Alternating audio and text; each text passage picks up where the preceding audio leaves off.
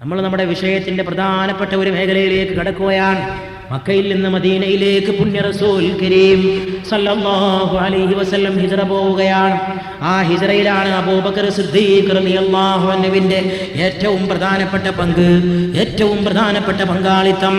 മക്കയിലെ ജീവിതം പൊറുതിമുട്ടിയപ്പോൾ, ഞാൻ വളരെ ചുരുക്കിയിട്ട് പറയാണ്, മക്കയിലെ ജീവിതം വളരെ വിഷമിച്ച് പാടുപെട്ടപ്പോൾ റസൂലുള്ളാഹി സ്വല്ലല്ലാഹു അലൈഹി വസല്ലമയുടെ പുണ്യമാക്കപ്പെട്ട ജീവൻ കവർന്നെടുക്കാനുള്ള ഗൂഢാലോചന പോലും ശത്രുക്കൾ നടത്തിയപ്പോൾ അള്ളാഹു അനുമതി നൽകിയ റസൂലേ, നിങ്ങൾ മക്കയിൽ നിന്ന് മദീനയിലേക്ക് പോവുക, ഹിജ്റ പോവുക. വീട് വളഞ്ഞിരിക്കുകയാണ് ഖുറൈശികൾ.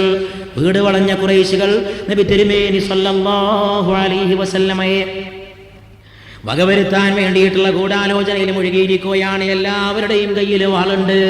എല്ലാ ഖുറൈശി ഗോത്രക്കാരോടും അവിടെ ഒരുമിച്ച് കൂടിയിരിക്കുകയാണ്. അതിനു മുമ്പ് അവരെല്ലാവരും കൂടി മീറ്റിംഗ് ചേർന്നിരുന്നു ഗൂഢാലോചനക്ക് അന്തിമ രൂപം നൽകാൻ. മീറ്റിംഗ് ചേർന്നപ്പോൾ ഖുറൈശി പ്രമുഖന്മാർ പറഞ്ഞു, സകല ഗോത്രങ്ങളിലെയും പ്രതിനിധികൾ ഈ കൂട്ടത്തിലുണ്ടാവണം. മുഹമ്മദിനെ വധിക്കാനുള്ള സംഘത്തിൽ, വീട് വളഞ്ഞ് വധിക്കാനുള്ള സംഘത്തിൽ എല്ലാവരും ഉണ്ടാകണം. എന്തിനെന്നറിയുമോ? നാളെ നഊദു ബില്ലാഹ് മുഹമ്മദ് വധിക്കപ്പെട്ടാൽ അതിൻ്റെ ചോരയുടെ ഉത്തരവാദിത്വം ഏതെങ്കിലും ഒരു ഗോത്രത്തിന് മാത്രമാകരുത്. ഏതെങ്കിലും ഒരു ഗോത്രത്തിന് മാത്രമായാൽ മുഹമ്മദിന്റെ ആളുകൾ ആ ഗോത്രത്തിനെതിരെ തിരിയും. എല്ലാ ഗോത്രക്കാരൻ്റെ വാളുമ്മലും ആ ചോര പറ്റണം. അതുകൊണ്ട് ആ കൊലയുടെ ഉത്തരവാദിത്വം എല്ലാവരും കൂടി ഏറ്റെടുക്കാൻ വേണ്ടി വീട് വളയുന്നവരുടെ കൂട്ടത്തിൽ സകല ഗോത്രക്കാരും ഉണ്ടാകണമെന്ന് ഖുറൈശികൾ ചട്ടം കെട്ടിയിട്ടതാ. ആ വീട് വളഞ്ഞ സന്ദർഭത്തിൽ അതാ അത്ഭുതകരമായ ഒരു സംഭവം അരങ്ങേറുകയാണ്. അലി റളിയല്ലാഹു അൻഹുവിനെ വിളിച്ചുകൊണ്ട് മുഹമ്മദ് മുസ്തഫ സല്ലല്ലാഹു അലൈഹി വസല്ലം പറയുകയാണ്, അലി, നിങ്ങൾ എൻ്റെ വിരിപ്പിൽ ഉറങ്ങണം, നിങ്ങൾ എൻ്റെ വിരിപ്പിൽ ഉറങ്ങണം, പുതപ്പിട്ടുറങ്ങണം. അലിയേ, അലിയുടെ ധൈര്യം എത്ര വലുതാണ്, അലി എത്ര വലിയ പുലിയാണ്. ലാ ഫതാ ഇല്ലാ അലി വലാ സൈഫ ഇല്ലാ ദുൽഫുഖാർ. അലിയല്ലാത്തൊരു പോരാളിയില്ല. അലിയെക്കുറിച്ച് പറയാൻ കഴിഞ്ഞില്ല എന്നുള്ള വലിയൊരു വിഷമമുണ്ട് എനിക്ക്. അലിയെക്കുറിച്ചൊരു വിഷയം നമ്മൾ നാളേക്ക് നിശ്ചയിച്ചിരുന്നു.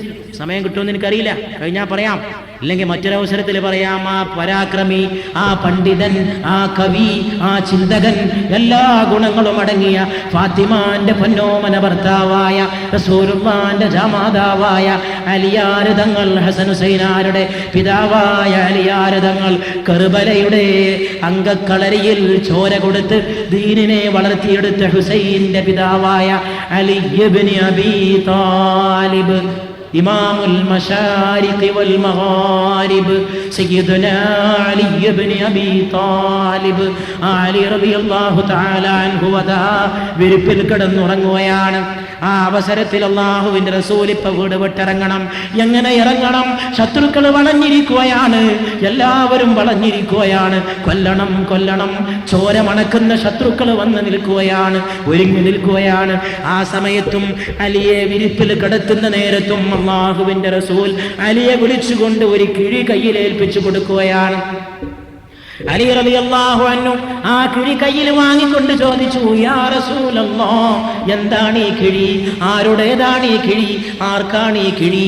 അല്ലാഹുവിന്റെ റസൂൽ പറഞ്ഞു, ഇത് മക്കയിലെ ആളുകൾ എൻ്റെ കയ്യിൽ സൂക്ഷിക്കാൻ ഏൽപ്പിച്ച അമാനത്താണ്, അവരുടെ സംഖ്യയാണ്, അവരേൽപ്പിച്ച സ്വത്താണ്, അതവർക്ക് തിരിച്ചു കൊടുക്കണമെന്ന്. അലിയേ, ഞാൻ നിങ്ങളെ വരവേൽപ്പിക്കുകയാണ്. ഞാൻ എൻ്റെ നാട് വിടുകയാണ്. ജനിച്ച വീട് എവിടെ, ജനിച്ച നാടേ എവിടെ, ജീവിക്കാൻ അനുവദിക്കാത്തതിന്റെ പേരിൽ, ശത്രുക്കളെ ജീവിക്കാൻ അനുവദിക്കാത്തതിന്റെ പേരിൽ, ലോകത്തെ നന്നാക്കാൻ വന്ന പ്രവാചകന് സ്വന്തം നാട്ടിൽ ജീവിക്കാൻ കഴിയില്ലെന്ന ഗതി വന്നതിനെ കുറിച്ച് എന്റെ സഹോദരങ്ങളെ ഒരു നിമിഷം ആലോചിക്കുക. ലോകത്തിന്റെ പുണ്യമായ പൂമാന്, ലോകത്തിന്റെ ഉടമസ്ഥനായ നായകന് സ്വന്തം വീട് അന്യമാണ്, സ്വന്തം നാട് അന്യമാണ്. അങ്ങ് മക്കയിൽ നിന്ന് മദീനയിലേക്ക് പറക്കണം, അങ്ങയുടെ കൂടെ സിദ്ദീഖ് ഒരുങ്ങി വരണം, അങ്ങ് ഹിജ്റ തീർക്കണം, മദീനയിലേക്ക് ഇത് പരക്കണം, അങ്ങനെ ലോകത്ത് മുഴുവൻ പരക്കണം. ഹുവല്ലദീ അർസല റസൂലഹു ബിൽ ഹുദാ വദീനിൽ ഹഖ് ലിയുദ്ഹിറഹു അലദ്ദീനി കുല്ലി വലൗ കരിഹൽ മുശ്രികൂൻ. അവനാണ് തന്റെ റസൂലിനെ പറഞ്ഞയച്ചവൻ സത്യമാർഗവുമായി, സത്യമായ ദീനുമായി. ശത്രുക്കൾ വെറുത്താലും ശരി, കുഫാറുകൾ വെറുത്താലും ശരി, ദീനെ നിയോഗിച്ചവനവനാണ്. ആ ദീനെ നിയോഗിച്ചത് എന്തിനാണ്? ലിയുദ്ഹിറഹു അലദ്ദീനി കുല്ലി, മറ്റു ദർശനങ്ങൾ അതിജയിക്കാൻ, മറ്റു സിദ്ധാന്തങ്ങളെ അതിജയിക്കാൻ, അതിനുവേണ്ടി കടന്നു വന്ന ദീനിന്റെ നായകന് സ്വന്തം നാടും വീടും മന്യമായി തീരുകയാണ്. അള്ളാഹുവിന്റെ റസൂൽ കിഴിയേൽപ്പിച്ചപ്പോൾ അലി റളിയല്ലാഹു അൻഹു ചോദിച്ചു, ആർക്കാണ് ഈ അമാനത്ത് തിരിച്ചു കൊടുക്കേണ്ടത്? റസൂല് പേര് പറയാൻ തുടങ്ങി. സല്ലല്ലാഹു അലൈഹി വആലിഹി വഅസ്ഹാബിഹി വസല്ലം. പേര് പറയാൻ തുടങ്ങിയാൽ ആര് തങ്ങൾ ഞെട്ടിപ്പോയി. അബൂജഹലിന്റെ കുടുംബക്കാര്, ഉത്ബത്തിന്റെ കുടുംബക്കാര്, ഷൈബത്തിന്റെ കുടുംബക്കാര്, വീട് വളഞ്ഞിട്ട് കൊല്ലാൻ ഒരുങ്ങിയവന്റെ ബന്ധുക്കള്, വീട് വളഞ്ഞിട്ട് വാള് കയ്യിൽ പിടിച്ചിട്ട് മുഹമ്മദ് ഇറങ്ങട്ടെ, ആ കഴുത്തിലേക്കാണ് ഈ വാളെന്ന് പറയുന്ന ബന്ധുക്കള്. അവർക്ക് കാശ് തിരിച്ചു കൊടുക്കണമെത്രേ, അവരോട് നീതി കാണിക്കണമെത്രേ, അവരോട് സത്യം പരിചയപ്പെടുത്തണമെത്രേ, അവരോട് അനീതി പാടില്ലത്രേ, അവരോടും ദയ വേണമെത്രേ, അവരോടും ബാധ്യത വീട്ടണമെത്രേ. അള്ളാഹുവിന്റെ റസൂലിനോട് അലിയാര് തങ്ങൾ ഒരു നിമിഷം ചോദിച്ചു പോയി, ഇത്ര വലിയ മര്യാദ വേണോ റസൂലേ? അങ്ങയെ ബുദ്ധിമുട്ടിച്ചവർ, നമ്മുടെ സഹാബത്തിനെ മർദ്ദിച്ചവർ, അങ്ങയുടെ അനുയായികളെ കഷ്ടപ്പെടുത്തിയവർ, നമ്മുടെ പണം കൊള്ള ചെയ്തവർ, ആ കൊള്ള ചെയ്ത പണമെങ്കിലും ഇതിൽ നിന്നെടുത്തിട്ട് പോരെ, ഇത് തിരിച്ചു കൊടുക്കാനെന്ന് അലിയുടെ ചോദ്യം മുഴുവനാക്കാൻ സമ്മതിച്ചില്ല അഷ്റഫുൽ ഖൽഖ്. അലിയേ മിണ്ടിപ്പോകരുത്, അലിയേ മിണ്ടിപ്പോകരുത്, അലിയേ മിണ്ടിപ്പോകരുത്. നീതിയുടെ കാര്യത്തിൽ ഒരു ഇഞ്ചു പോലും പിന്നോട്ട് പോകരുത് അലിയേ. അവർ ശത്രുക്കളായിരിക്കാം അലിയേ, പക്ഷേ നീതി വേണം അലിയേ. നീതി നടപ്പാക്കാനാണ് ഞാൻ വന്നത് അലിയേ. എന്നെ പറഞ്ഞയച്ചത് അതിനാണ് അലിയേ. നാട്ടിൽ നിന്ന് ഞാൻ പുറത്താക്കപ്പെടുന്നത് നീതിക്ക് വേണ്ടിയാണ് അലിയേ. മക്ക എനിക്ക് അന്യമായതും നീതിക്ക് വേണ്ടിയാണ് അലിയേ. മദീനത്തേക്ക് പോകേണ്ടി വന്നതും നീതിക്ക് നീതിക്ക് നീതിക്ക് വേണ്ടിയാണ് അലിയേ. അതുകൊണ്ട് അവർക്കത് തിരിച്ചു കൊടുത്തേ ഞാൻ തൃപ്തനാകൂ അലിയേ. ഞാൻ പറയുന്ന പോലെ ചെയ്താൽ മതി. അവകാശികൾക്ക് ബാധ്യത ഏൽപ്പിച്ചു കൊടുക്കണം, അതിനുവേണ്ടി ഈ സംഖ്യ അവർക്ക് തിരിച്ചേൽപ്പിച്ചു കൊടുക്കണമെന്ന് അലി ഹൈദറുൽ കറാർ റളിയല്ലാഹു തആല അൻഹുവിനെ ഏൽപ്പിച്ചുകൊണ്ട് അല്ലാഹുവിന്റെ റസൂല് വീട് വിട്ടിറങ്ങുകയാണ്. വീട് വിട്ടിറങ്ങണം. എങ്ങനെ ഇറങ്ങണം? വീട് വളഞ്ഞവർക്കിടയിലൂടെ എങ്ങനെ ഇറങ്ങണം? വാളും പിടിച്ചുകൊണ്ട് നിൽക്കുന്നവർക്കിടയിലൂടെ എങ്ങനെ ഇറങ്ങണം? നേരത്തെ പറഞ്ഞ ഭാഗത്തേക്ക് നമ്മൾക്ക് ഒരുങ്ങിപ്പോകാം. അവൻ ഒറ്റ നോക്കുന്നുണ്ടല്ലോ അർശിൽ നിന്ന്, അവന്റെ കണ്ണെത്താത്ത ദിക്കില്ലല്ലോ. അവന്റെ റസൂലിനെ കാക്കാൻ അവൻ അറിയില്ലേ? അവന്റെ ഹബീബിനെ പറഞ്ഞയച്ചത് അവൻ അറിയില്ലേ? അവന്റെ ഖുർആൻ ഇറക്കി കൊടുത്തത് അവൻ അറിയില്ലേ? മലക്കിനെ പറഞ്ഞയച്ചത് അവനാണ്. ജിബ്രീലേ പോവുക, എന്റെ ഹബീബിന്റെ അടുക്കലേക്ക് പോവുക, എന്റെ ഹബീബിനെ ഓതി കേൾപ്പിക്കുക ജിബ്രീലേ. അവൻ നോക്കുകയാണ്. അവൻ കോപിച്ചാൽ പിന്നെ ചാമ്പലാണല്ലോ, അവൻ സ്നേഹിച്ചാൽ പിന്നെ നിധിയാണെല്ലാം.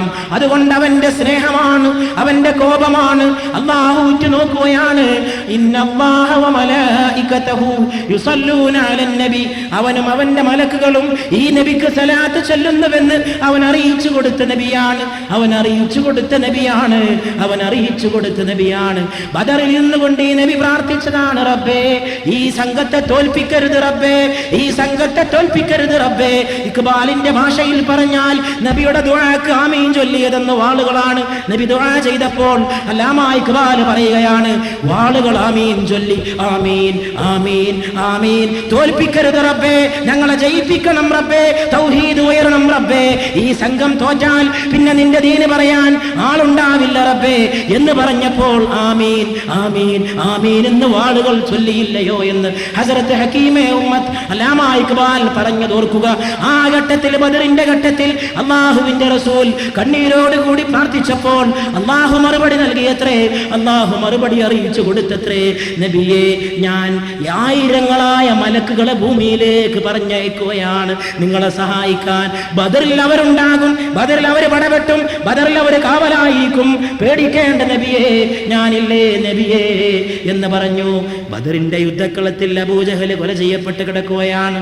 അബൂജഹൽ കൊല ചെയ്യപ്പെട്ട് കിടക്കുന്നത് കണ്ടിട്ടൊരു സഹാബി പറയുകയാണത്രേ, ഇത് സാധാരണ വെട്ടല്ലല്ലോ, കരിവാളിച്ച വെട്ടാണല്ലോ, ഒരു മനുഷ്യന്റെ വാളുകൊണ്ട് കൊല ചെയ്യപ്പെട്ട കോലമല്ലല്ലോ എന്ന് ആ സഹാബി അത്ഭുതപ്പെട്ട് പറഞ്ഞതിനെ കുറിച്ച് പറയപ്പെടുകയാണ്.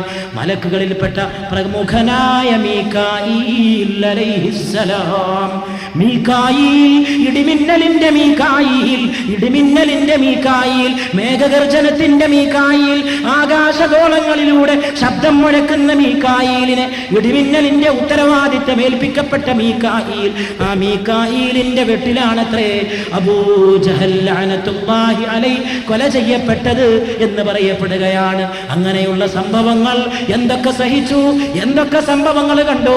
ആ സംഭവങ്ങളിൽ നിന്ന് പാഠം പഠിച്ചുകൊണ്ട് അല്ലാഹുവിന്റെ റസൂൽ അതാ ആ റസൂലിന് ഇറങ്ങിപ്പോകണം.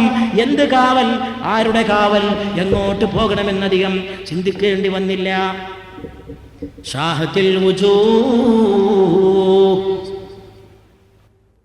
റസൂലുള്ളാഹി സ്വല്ലല്ലാഹു അലൈഹി വആലിഹി വഅസ്ഹാബിഹി വസല്ലമ വീട്ടിൽ നിന്ന് പുറത്തേക്ക് കിടക്കുകയാണ്. ശത്രുക്കൾക്കിടയിലൂടെ രക്ഷപ്പെട്ടു പോകണം. അതാ കുനിയുന്നു, നബി കുനിയുകയാണ്, നബി കുനിയുകയാണ്. അല്ലാഹുവിന്റെ ഭൂമിയിൽ നിന്നൊരു പിടി മണ്ണ്, വെറും ഒരു പിടി മണ്ണ്, ശത്രുക്കളെ മുഴുവൻ തരണം ചെയ്യാൻ, വലിയ വലിയ കൊലക്കൊമ്പന്മാരെ മുട്ടുകുത്തിക്കാൻ, വാളുകളെ തകർക്കാൻ ആയുധമില്ല, പരിചയില്ല, അമ്പില്ല, പീരങ്കിയില്ല, ഒരു പിടി മണ്ണ്, റബ്ബിന്റെ ഭൂമിയിലെ ഒരു പിടി മണ്ണ്. ആ മണ്ണ് വാരിക്കൊണ്ടെറിഞ്ഞു, അവരുടെ മുഖത്തേക്ക് എറിഞ്ഞു. അതെറിയുമ്പോഴേക്ക് മന്ത്രിച്ചു, ഷാഹത്തിൽ വുജൂഹ്, ഷാഹത്തിൽ വുജൂഹ്, മുഖങ്ങൾ വികൃതമാക്കപ്പെടട്ടെ. ഹുനൈനിൽ വിളിച്ചു പറഞ്ഞ അതേ മന്ത്രം, മുഖങ്ങൾ വികൃതമാക്കപ്പെടട്ടെ, മുഖങ്ങൾ വികൃതമാക്കപ്പെടട്ടെ.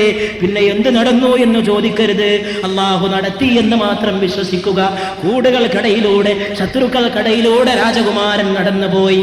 ആരും അറിഞ്ഞില്ല, കാറ്റടിച്ച് വീശിയതറിഞ്ഞില്ല, പൂമാരൻ വന്നതറിഞ്ഞില്ല, പുതുമണവാളൻ ഇറങ്ങിപ്പോയതറിഞ്ഞില്ല, രാജകുമാരന്റെ സിംഹാസനം ഒഴിഞ്ഞതറിഞ്ഞില്ല, പരിവർത്തനത്തിന്റെ ഗാനം മുഴക്കപ്പെട്ടതറിഞ്ഞില്ല, വിപ്ലവത്തിന്റെ നാദം മദീനയിലേക്ക് നീങ്ങിയതറിഞ്ഞില്ല, മന്ദമാരുതന്റെ പൂന്തോപ്പിലേക്ക് ഒരു പുതിയ കാറ്റടിച്ച് വീശിയതറിഞ്ഞില്ല, ചരിത്രത്തിന് പുതിയ പുളകം വരാൻ പോണ വിവരം കൊലയാളികൾ അറിഞ്ഞില്ല, കാലത്തിന്റെ വിളിയാളത്തിന് പുതിയ ആമുഖം പകരാൻ വിപ്ലവകാരി മദീനയിലേക്ക് കാലെടുത്ത് വെക്കാൻ പോണ വിവരം അറിഞ്ഞില്ല. ഷാഹത്തിൽ വുജൂഹ്, ഷാഹത്തിൽ വുജൂഹ്, ഷാഹത്തിൽ വുജൂഹ്. ശത്രുക്കളെ, മുഖങ്ങൾ വികൃതമാക്കപ്പെടട്ടെ, മുഖങ്ങൾ കോലം കെട്ടുപോകട്ടെ, മുഖങ്ങളുടെ ഷെയ്പ്പ് പോകട്ടെ, കണ്ണുകൾ അന്ധമാകട്ടെ, ഹൃദയങ്ങൾ അന്ധമാകട്ടെ. ഞാനിതാ പോണ്, പിടിക്കാൻ പറ്റുമെങ്കിൽ പിടിച്ചോ. നിന്റെ ശക്തി എവിടെ, നിന്റെ അധികാരം എവിടെ, നിന്റെ ഘടകങ്ങൾ എവിടെ, നിന്റെ ആയുധ ശക്തി എവിടെ, സമ്പദ് ബലം എവിടെ, സൈനിക ബലം എവിടെ, ആൾ ബലം എവിടെ, തിണ്ണ ബലം എവിടെ, എണ്ണ ബലം എവിടെ? ഞാൻ ഇറങ്ങിപ്പോവുകയാണ്, പിടികൂടാൻ പറ്റുമെങ്കിൽ പിടികൂടുക എന്ന് പറഞ്ഞുകൊണ്ട് മുഹമ്മദ് മുസ്തഫ സല്ലല്ലാഹു അലൈഹി വആലിഹി വഅസ്ഹാബിഹി വസല്ലമ നേരെ സിദ്ദീഖുൽ അക്ബറിന്റെ വീട്ടിലേക്ക്. അവിടെ അതാ നേരത്തെ ഒരുക്കി നിർത്തപ്പെട്ട ഒട്ടകങ്ങൾ. രാത്രിയുടെ ഏകാന്തത, മരുഭൂമി തണുത്ത് കിടക്കുകയാണ്, കുളമ്പടികൾ മുഴങ്ങുകയാണ്, ഒട്ടകം മടിവെക്കുകയാണ്, മൂന്നാളുകളെ ഉത്തരവാദിത്തം ഏൽപ്പിക്കുകയാണ്. അവിടെയും സിദ്ദീഖ്, സിദ്ദീഖ്, സിദ്ദീഖ്. നബി കയറിയിട്ടേ ഉള്ളൂ. ഹിജറയുടെ ഉത്തരവാദിത്തം മുഴുവൻ സിദ്ദീഖിന്. മൂന്നാളെ ഏൽപ്പിച്ചു, മക്കളെ ഞങ്ങൾ ഹിജറ പോവുകയാണ്, ഞാൻ റസൂലിന്റെ കൂടെ നാടുവിടുകയാണ്. മൂന്നാളെ ഏൽപ്പിച്ചു. ഒന്ന് മൂത്ത മകളായ അസ്മാ ബീവിയെ നോക്കണം. ഹിജറയുടെ ഏറ്റവും പ്രധാനപ്പെട്ട റോള് വഹിച്ചത് ഒരു സഹോദരിയാണ്, ഒരു പെൺകുട്ടിയാണ്. സിദ്ദീഖിന്റെ മൂത്ത മകളായ ആയിഷ ബീവിയുടെ ജ്യേഷ്ഠത്തിയായ ഹസ്രത്ത് അസ്മാ റളിയല്ലാഹു തആല അൻഹാ. അസ്മാ, ഒന്നാമത്തെ ഉത്തരവാദിത്വം നിന്നെ ഏൽപ്പിക്കണം. ഞങ്ങൾക്ക് രണ്ടാക്കും ഭക്ഷണം എത്തിക്കേണ്ട ഡ്യൂട്ടി നിനക്ക്. എന്തായിരുന്നു ആ പെൺകുട്ടിയല്ലേ, എന്തായിരിക്കണം ദീനിലെ ഒരു പെൺകുട്ടിയല്ലേ, ചിന്തിക്കണം. അസ്മാ ബീവി, അസ്മാ ബീവിക്ക് പിന്നെ ഒരു പേര് പോലും കിട്ടാൻ ഹിജറ കാരണമായി. എല്ലാ ദിവസവും ഭക്ഷണം ഉണ്ടാക്കിയിട്ട് അവിടെ കൊണ്ടുപോയി കൊടുക്കണം. സൗറിലെ ഗുഹയില് ഒരു ദിവസം ഭക്ഷണം കൊണ്ടുപോകാൻ പാത്രമില്ല. അസ്മാ ബീവി റളിയല്ലാഹു അൻഹാ സ്വന്തം മുണ്ടെടുത്തിട്ട് 2 കഷ്ണമായിട്ട് കീറി ആ മുണ്ട് കൊണ്ടൊരു പാത്രം പോലെ ഒന്നുണ്ടാക്കി അതിൽ ഭക്ഷണം കൊണ്ടുപോയിട്ട് പ്രിയപ്പെട്ട പിതാവിനും ലോകനായകനും ഭക്ഷണം കൊണ്ടുപോയിട്ട് കൊടുക്കുമ്പോൾ അസ്മാവിനൊരു പേര് വീണുപോയി. രണ്ട് മുണ്ടണിഞ്ഞവളെ. ഹിജറയിൽ പേര് കിട്ടിപ്പോയി. സിദ്ദീഖിന്റെ ഒരു മകൾക്ക് അസ്മാ ബീവി വാഴ്ത്തപ്പെട്ടു പോയി. അസ്മാഇന്റെ ഗർഭപാത്രത്തിലാണ് അബ്ദുല്ലാഹിബ്നു സുബൈർ ജനിച്ചത്. അതിലും വാഴ്ത്തപ്പെട്ടു പോയി. ആ അബ്ദുല്ലാഹിബ്നു സുബൈറാണ്. രണ്ടാമതായിട്ട് ഉത്തരവാദിത്തമാർക്കാണ്? അബ്ദുള്ള എന്ന സിദ്ദീഖിന്റെ മകനാണ്. മൂന്നാമത്തേത് അവരുടെ വീട്ടിലെ വേലക്കാരനായ ആമിറിനാണ്. മൂന്നാൾക്ക് ഹിജറയുടെ ഉത്തരവാദിത്തം. നിങ്ങൾ ഭക്ഷണം അവിടെ ഏൽപ്പിക്കണം. പോവുക ബിസ്മില്ലാഹി റഹ്മാനിർ റഹീം. രാത്രിയാണ്, മക്ക നഗരം മുഴുവൻ ഉറങ്ങിക്കിടക്കുകയാണ്. രണ്ടാളും ഒറ്റക്ക് പോവുകയാണ്. ലോകത്തിന് മുസ്ലിങ്ങളുടെ ജനസംഖ്യ 100 കോടിയാണ്. 100 കോടിയുടെ നേതാവ് ഒരാളുടെ കൂടെ ഒറ്റക്ക് പോവുകയാണ്. കൂടെ 100 കോടിയില്ല, 10 കോടിയില്ല, 1 കോടിയില്ല, ലക്ഷമില്ല, 10,000 1000 100 10 പേരുമില്ല. ഒരേ ഒരാൾ രാത്രിയുടെ ഇരുട്ടിലൂടെ രണ്ടാമരിൽ രണ്ടാമന്റെ കൂടെ സിദ്ദീഖുൽ അക്ബറിന്റെ കൂടെ യാത്ര പുറപ്പെടുകയാണ്. ഒരു കുന്നിന്റെ മുകളിലെത്തിയപ്പോൾ അല്ലാഹുവിന്റെ റസൂൽ ഒന്നും തിരിഞ്ഞു നോക്കിയത്രേ.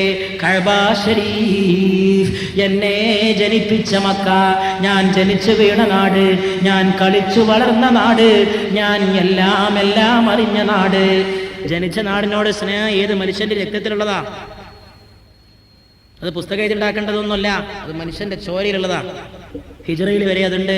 മലയുടെ മുകളിൽ കയറിയിട്ട് മക്കാ നഗരമേ വിട, ഞാൻ ജനിച്ച എൻ്റെ മാതൃരാജ്യമേ വിട, ഞാൻ പോണേ, നിന്നോട് എനിക്കിഷ്ടമാണ് കഅബ, നിന്നോട് എനിക്കിഷ്ടമാണ് മക്ക. നാടുകളിൽ വെച്ച് എൻ്റെ ഏറ്റവും പ്രിയപ്പെട്ട നാട്, ഞാൻ ജനിച്ച നാട് മക്ക. പക്ഷേ പോകാതിരിക്കാൻ നിർവാഹമില്ല മക്ക.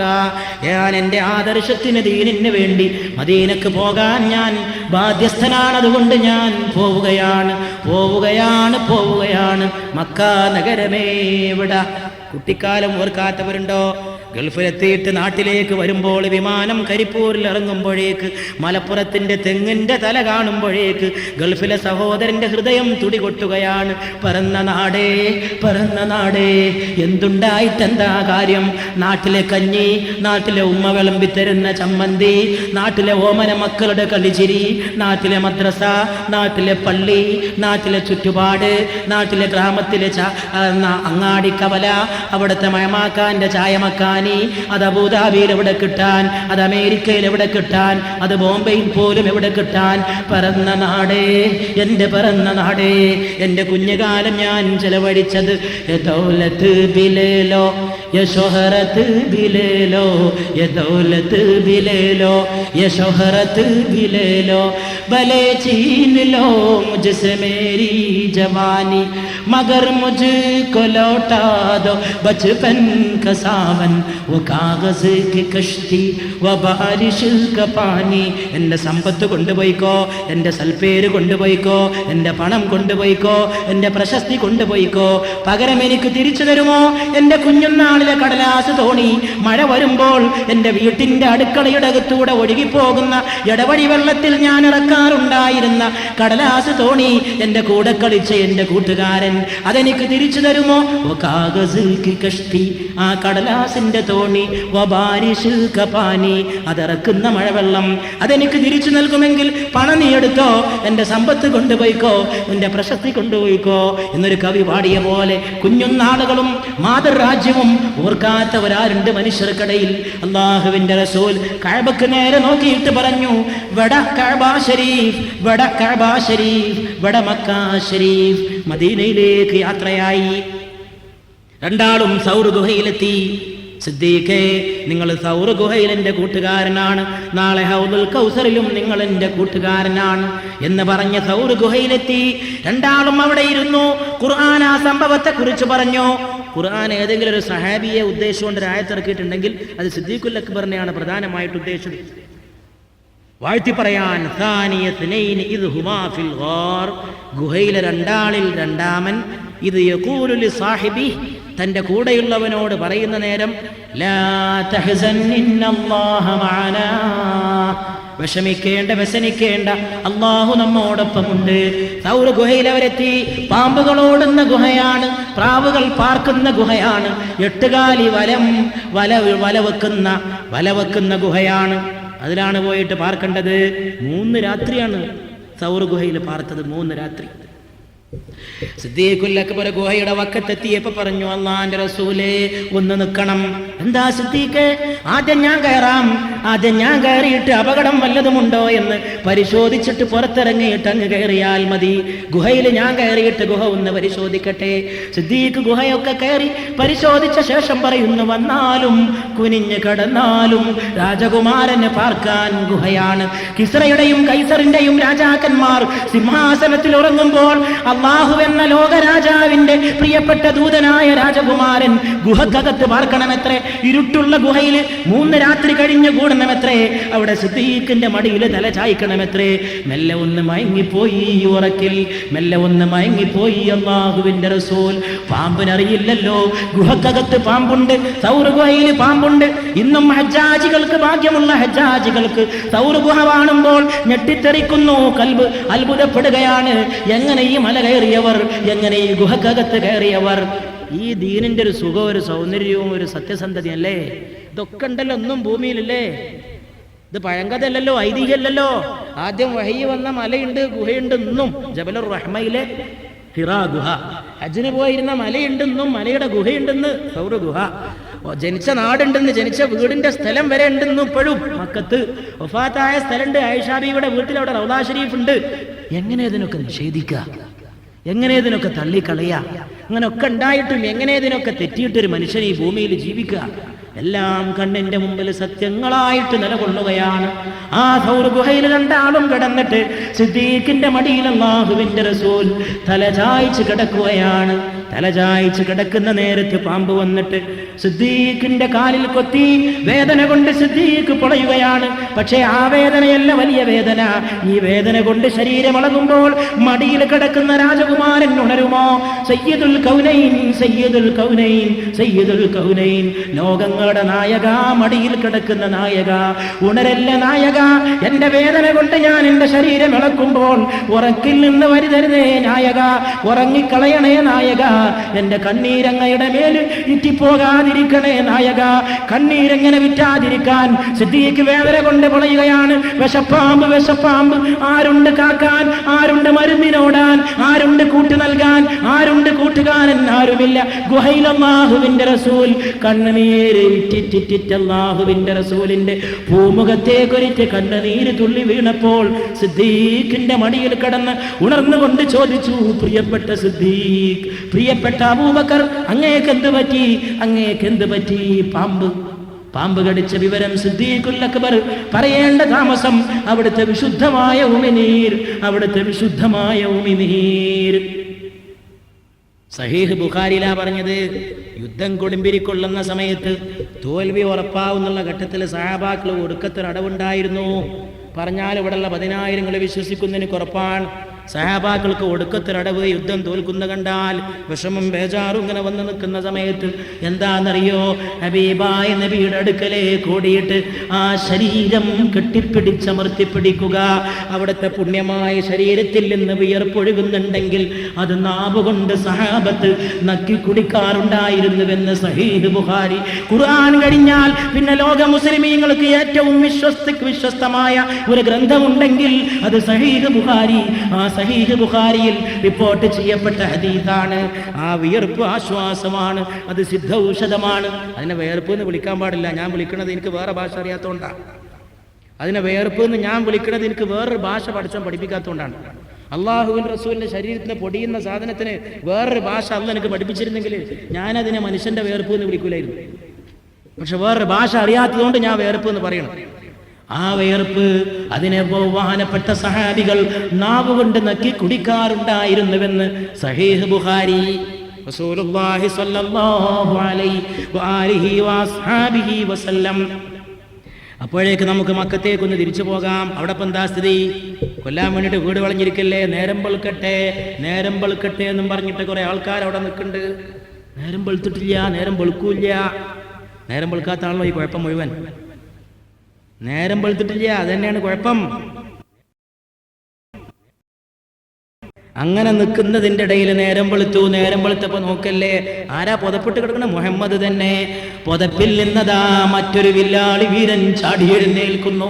അവൻ ബുറ്റാ ഹംസ എന്ന് ഹംസത്തിനെ കുറിച്ച് പാടിയ പോലെ, ലാ ഫതാ ഇല്ലാ അലി, അലിയല്ലാതെ ഒരു പോരാളിയില്ല, വലാ സൈഫ ഇല്ലാ ദുൽഫുഖാർ, ദുൽഫുഖാർ അല്ലാത്ത ഒരു വാളുമില്ല, അലിയുടെ വാളാണ് വാള്.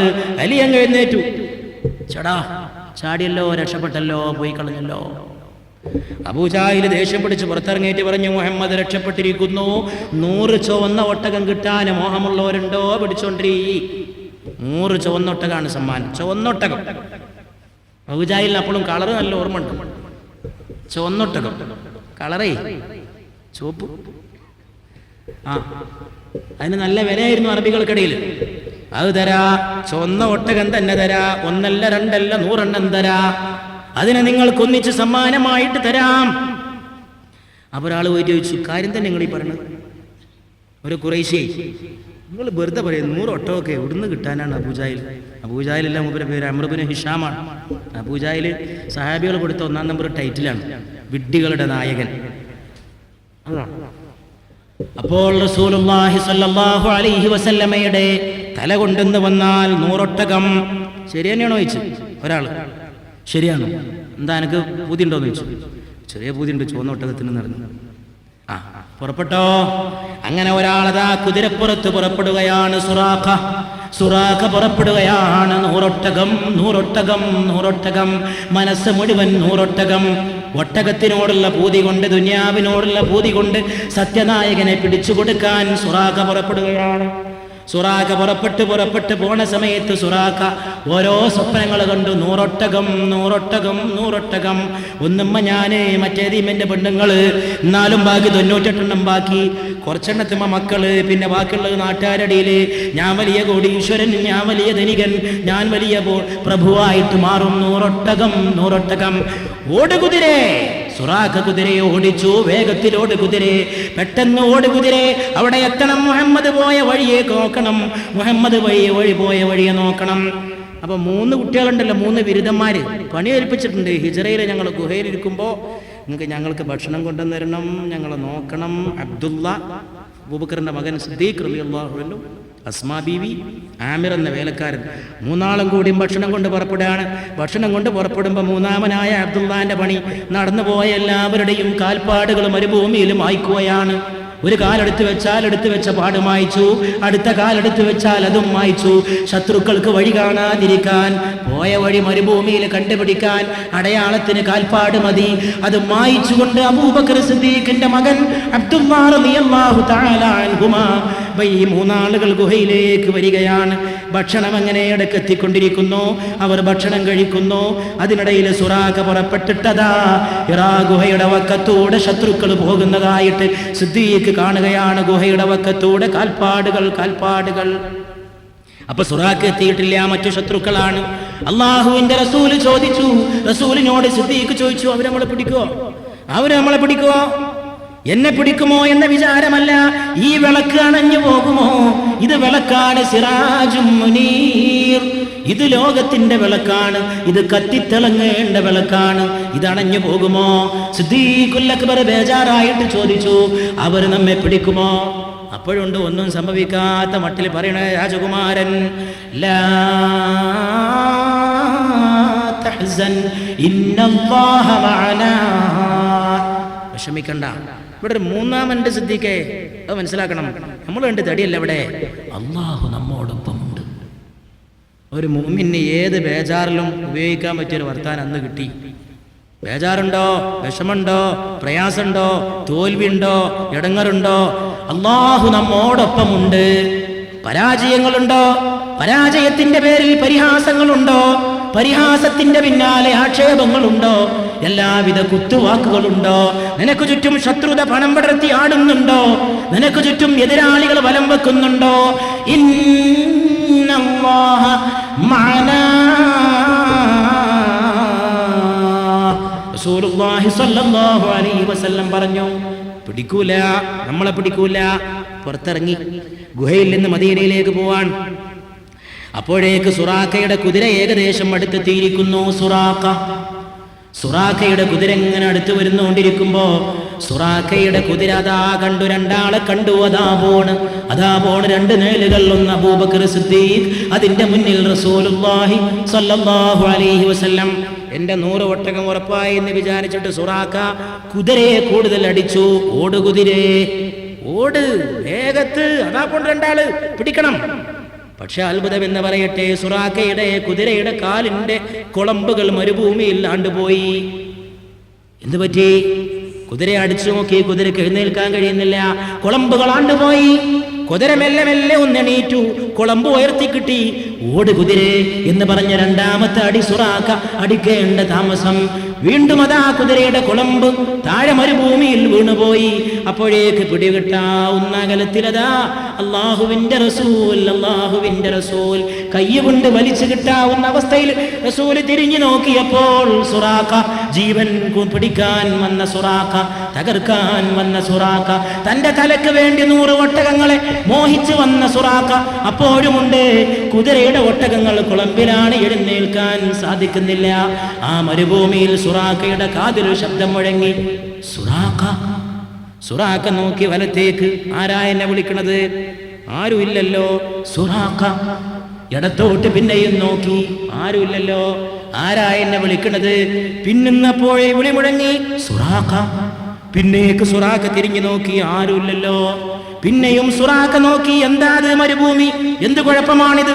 ആകാശത്തുനിന്ന് മുഴങ്ങുന്ന പോലെ സുറാഖ, നീ പിടിച്ചു കൊടുക്കണ്ട സുറാഖ, സ്വയം തൊലയണ്ട സുറാഖ, ഇത് ലോകത്തിന്റെ അനുഗ്രഹമാണ് സുറാഖ, നീ തകർക്കാൻ വഴി ഒരുക്കണ്ട സുറാഖ, വെറുതെ വിട്ടേര് സുറാഖ, നിനക്ക് പിടിക്കാനാവില്ല സുറാഖ, കയ്യെത്തുന്ന ദൂരത്താണ് ഹബീബ്, പക്ഷെ തൊടാനാവില്ല സുറാഖ. ശബ്ദം കേട്ട് സുറാഖ പിന്നെയും നോക്കി, ഇതെന്തോ ഒരു ഗതികേടാണ്, എന്ത് ശകുനം പിടിച്ച മാതിരി, കുതിരയുടെ കാല് മുഴുവൻ കുളമ്പ് മുഴുവൻ മണലിൽ പൂണ്ടുപോയിരിക്കണേ. അപകടത്തിൽ നിന്ന് രക്ഷിക്കാൻ ആരുമില്ലെന്ന് കണ്ടപ്പോൾ ആ പൂമുഖം പുഞ്ചിരിച്ചു. സുറാഖ, എന്തിനാ വന്നത്? അള്ളാഹുവിന്റെ റസൂല് ചോദിച്ചു. എന്നെ പിടിക്കാൻ വന്നതാണോ? സുറാഖ, ഞാനിവിടെയുണ്ടല്ലോ. സുറാഖ മുഖത്തേക്ക് നോക്കിയിട്ട് പറഞ്ഞു, അങ്ങയെ പിടിക്കാനാണ് വന്നതെങ്കിലും, അങ്ങയുടെ തലയെടുക്കാനാണ് വന്നതെങ്കിലും, ഇന്ന് ഞാൻ എൻ്റെ തല അങ്ങേക്ക് തരാൻ നിർബന്ധിതനാണ്. ഞാനിതാ അങ്ങയുടെ മുമ്പിൽ നിൽക്കുന്നു, എൻ്റെ തലയും ഹൃദയവും സമർപ്പിക്കുകയാണ്. അശ്ഹദു അല്ലാ ഇലാഹ ഇല്ലല്ലാഹ് വ അശ്ഹദു അന്നക റസൂലുള്ളാഹ്. സുറാഖ ഒരു സത്യം ചെയ്തു, ഞാനിതാ പോണേ, ഒരൊറ്റ കുട്ടിയോട് ഞാൻ പറയൂല, അങ്ങയെ കണ്ട വിവരം പറയൂല. സുറാഖ തിരിച്ചു വരുമ്പോ 100 ഒട്ടകങ്ങളെ മോഹിച്ച് മറ്റു പലരെയും കണ്ടു. ചോദിച്ചു, രണ്ടാള് പോണത് കണ്ടോ? ഏയ്, ഞാൻ രണ്ടാളൊന്നും കണ്ടിട്ടില്ല. സുറാഖ പറഞ്ഞു, പിടിക്കാൻ പോയ ആള് 100 ഒട്ടകത്തെ, ചുവന്ന ഒട്ടകത്തെ മോഹിച്ചു പോയ ആള് പറഞ്ഞു, ഞാൻ കണ്ടില്ല. അപ്പോഴേക്ക് ഖുറൈശികൾ ഒരു വീടിന്റെ അടുത്തെത്തി. ആ വീട്ടിന്റെ അടുത്തെത്തിയിട്ട് ആ വീട്ടിലെ ഒരു സ്ത്രീ പുറത്തിറങ്ങിയിട്ട് ജോലി ചെയ്യുന്നു. ആ സ്ത്രീയോട് ചോദിച്ചു, ഈ വഴിക്ക് രണ്ടാള് പോയോ? 100 ഒട്ടകത്തെ മോഹിച്ചുകൊണ്ട് അവർ ചോദിച്ചു, ഈ വഴിക്ക് രണ്ടാള് പോയോ? ആ സ്ത്രീ പറഞ്ഞു, ഞാനങ്ങനെ രണ്ടാള് പോയതൊന്നും ഓർക്കുന്നില്ല. അപ്പൊ വീട്ടിന്റെ അകത്തുനിന്ന് ഒരു പെൺകുട്ടി ഓടി വന്നിട്ട് പറഞ്ഞു, രണ്ടാള് പോയി. എന്താണ് അവരുടെ അടയാളം? വല്ലതും പറയാനുണ്ടോ? എന്തിനാ അവരിവിടെ വന്നത്? അത് ദാഹിച്ചിട്ടവര് പാല് കുടിക്കാൻ വന്നിരുന്നു. രണ്ടാള് അതിവഴി യാത്രക്കാർ. ഖുറൈശികളായ കിങ്കരന്മാര് ചോദിച്ചു, എന്താണ് കുട്ടി ആ 2 പേരുടെ അടയാളങ്ങൾ? പെൺകുട്ടി അങ്ങ് പറയാൻ തുടങ്ങി. പറയാം, ഒന്നാമത്തെ ആളുണ്ടല്ലോ, ചൊങ്കൻ, സുന്ദരൻ, ലോകസുന്ദരൻ, വല്ലാത്ത മുഖമാണ്, വല്ലാത്ത കവൾത്തടമാണ്, വല്ലാത്ത കണ്ണഞ്ചിപ്പിക്കുന്ന മുഖമാണ്, എന്തോ ഒരാകർഷണമാണ്, കണ്ടാൽ നോക്കി നിൽക്കുന്ന സൗന്ദര്യമാണ്. ഈ മസ്ജിദിന് പേരിട്ട ഹസ്രത്ത് മുജദ്ദിദ് അൽ-ഫദാനി റഹ്മത്തുള്ളാഹി അലൈഹി തന്റെ മക്തൂബാത്ത് എന്ന കിതാബിൽ പറഞ്ഞു, അല്ലാഹു ലോകത്തിന്റെ സൗന്ദര്യം മുഴുവൻ ഓഹരി വെച്ചപ്പോൾ അതിന് 2ആക്കി പകുത്തു. പലരും വിചാരിച്ചത് യൂസുഫിന് കൂടുതൽ സൗന്ദര്യം കൊടുത്തുവെന്നാണ്, യൂസുഫ് നബി അലൈഹിസ്സലാമിനെ. പക്ഷേ മുജദ്ദിദ് പറയുകയാണ്, ഇമാം റബ്ബാനി പറയുകയാണ്, ശൈഖ് അഹ്മദ് സർഹിന്ദി പറയുകയാണ്, റഹിമഹുല്ലാഹ് വറവഹല്ലാഹു റൂഹഹു വനവറല്ലാഹു ദരീഹഹു വഅഫാദല്ലാഹു അലൈനാ മിൻ ഫുയൂദാതി ആ മഹാനുഭാവൻ രേഖപ്പെടുത്തുകയാണ്, അള്ളാഹു ലോക സൗന്ദര്യം ഓഹരി വെച്ചപ്പോൾ ആകെയുള്ള ലോക സൗന്ദര്യത്തെ 2 പകുതിയാക്കി. അതിലെ ഒരു പകുതി എടുത്തിട്ട് പിന്നെയും 2 പകുതിയാക്കി. അതിലെ ഒരു പകുതി, അതായത് ആകെയുള്ള സൗന്ദര്യത്തിന്റെ കാൽഭാഗം യൂസുഫിന് കൊടുത്തു അലൈഹിസ്സലാത്തു വസ്സലാം. ബാക്കിയുള്ള കാൽഭാഗം ലോകത്തുള്ള മുഴുവൻ ആൾക്കാർക്കും കൂടി കൊടുത്തു. അപ്പൊ ലോകത്തുള്ള മുഴുവൻ ആളുകൾക്കും കൂടി കൊടുത്ത സൗന്ദര്യമാണ് യൂസുഫിന് കൊടുത്തത് അലൈഹിസ്സലാത്തു വസ്സലാം. പക്ഷെ അവിടെ ഒരു മുഴുവൻ പകുതി ബാക്കിയുണ്ടല്ലോ. യൂസുഫിനുള്ള സൗന്ദര്യവും ലോകത്തുള്ള മുഴുവൻ ആളുകൾക്കും കൊടുത്ത സൗന്ദര്യവും കൂടി കൂട്ടിയാൽ കിട്ടുന്ന ഒരു മുഴുവൻ പാതി, ആ മുഴുവൻ പാതി അല്ലാഹു എൻ്റെ ഹബീബിന് നൽകി, മുഹമ്മദ് മുസ്തഫ സ്വല്ലല്ലാഹു അലൈഹി വസല്ലമക്ക് നൽകി എന്ന് ഇമാമെ റബ്ബാനി എഴുതി വെച്ചിരിക്കുകയാണ്. സംശയമുണ്ടോ? സഹാബാക്കൾ കണ്ടവര് പറഞ്ഞില്ലേ, മുഖത്തേക്ക് നോക്കാൻ പറ്റൂലായിരുന്നാ പറഞ്ഞത്. അതിലും വലിയ തെളിവ് വേറെ വേണോ? വെളിച്ചം കൊണ്ടേ തല താഴ്ത്തി പോകും കുറച്ച് കഴിഞ്ഞാൽ. വെളിച്ചം വെളിച്ചം. ഹിന്ദ് ബിൻ അബീഹാല പറഞ്ഞു, ഒരു ദിവസം രാത്രി ആകാശത്ത് ചന്ദ്രനുണ്ട്, ഭൂമിയിൽ റസൂലുണ്ട്, മാറിപ്പോയി. ഏതാ ചന്ദ്രൻ? പിന്നെ അല്പം വട്ടം കുറവാണ് ആ മുഖത്തിന്, ചന്ദ്രൻ പൂർണ്ണ വട്ട. അത് കണ്ടിട്ടാ തിരിച്ചറിഞ്ഞത് തിളക്കമാണ്. ഇമാം ഖുർത്തുബി റഹിമഹുല്ലാ പറഞ്ഞത്, ആ വെളിച്ചം വല്ലാത്ത വെളിച്ചമാണ്. അല്ലാഹു ആ സൗന്ദര്യം മുഴുവൻ ലോകർക്ക് കാണിച്ചു കൊടുത്തിട്ടില്ല.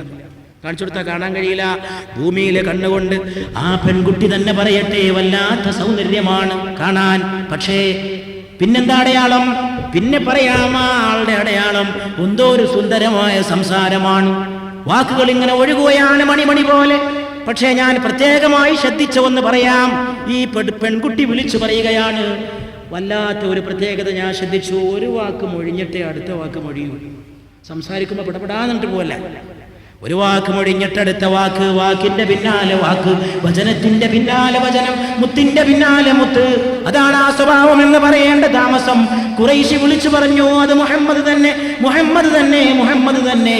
അത്ര സുന്ദരമായിട്ട് സംസാരിക്കാൻ കഴിയുന്ന ഒരറബി ഞങ്ങൾക്കിടയിൽ മുഹമ്മദ് അല്ലാതെ ആരും ജനിച്ചിട്ടില്ല.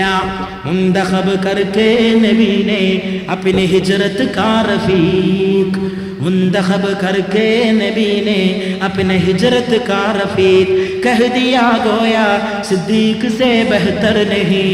ഹിജ്റയിൽ കൂടെ പോയ സിദ്ദീഖിനേക്കാൾ മറ്റാരും ഉത്തമനില്ല.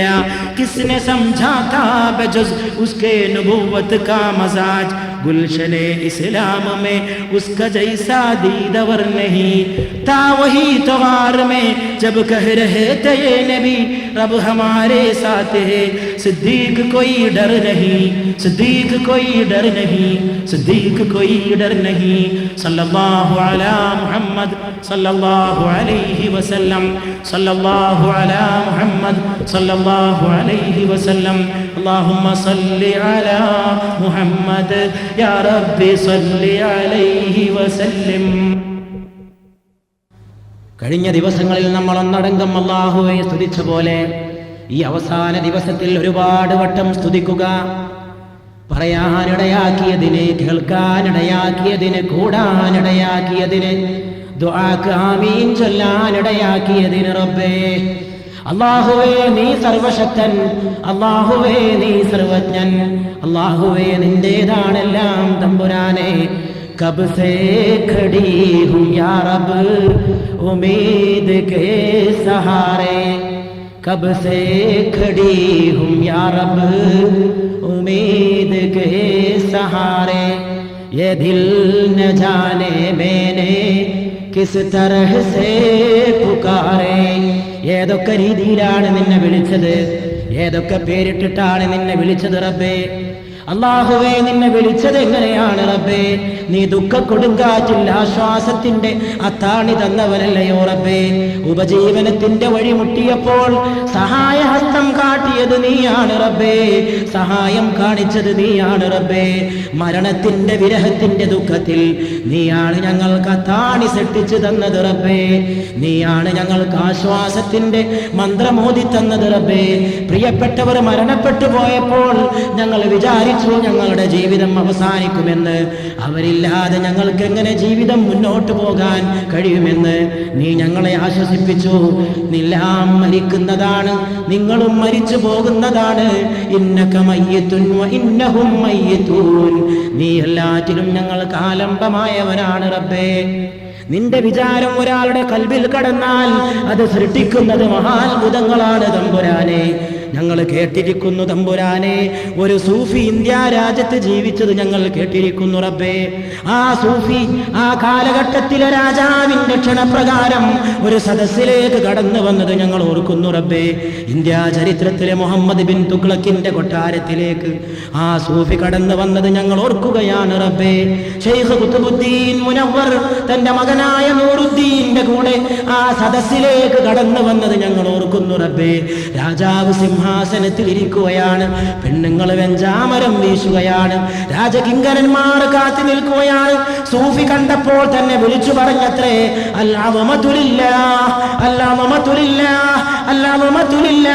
വലിപ്പം അല്ലാഹുവിനാണ്, ഗാംഭീര്യം അല്ലാഹുവിനാണ്, മഹത്വം അല്ലാഹുവിനാണ്. കസേരയിട്ട രാജാവേ നിനക്കല്ല, നിന്റെ മുമ്പാകെയുള്ള സുന്ദരി പെണ്ണുങ്ങൾക്കല്ല, നിനക്ക് വെഞ്ചാമരം വീശുന്നവർക്കല്ല, നിനക്ക് സ്തുതി പാടുന്ന കൊട്ടാരത്തിലെ വിദൂഷകന്മാർക്കല്ല. നിന്റെ സിംഹാസനം നശ്വരം, നിന്റെ വീട് നശ്വരം, നിന്റെ കൊട്ടാരം നശ്വരം. അനശ്വരമായത് ഒരേ ഒരു സിംഹാസനം മാത്രമാണ്.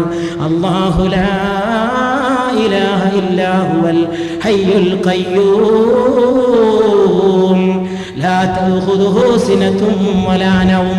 അവനെ ഉറക്കം ബാധിക്കുകയില്ല, അവനെ മറവി ബാധിക്കുകയില്ല.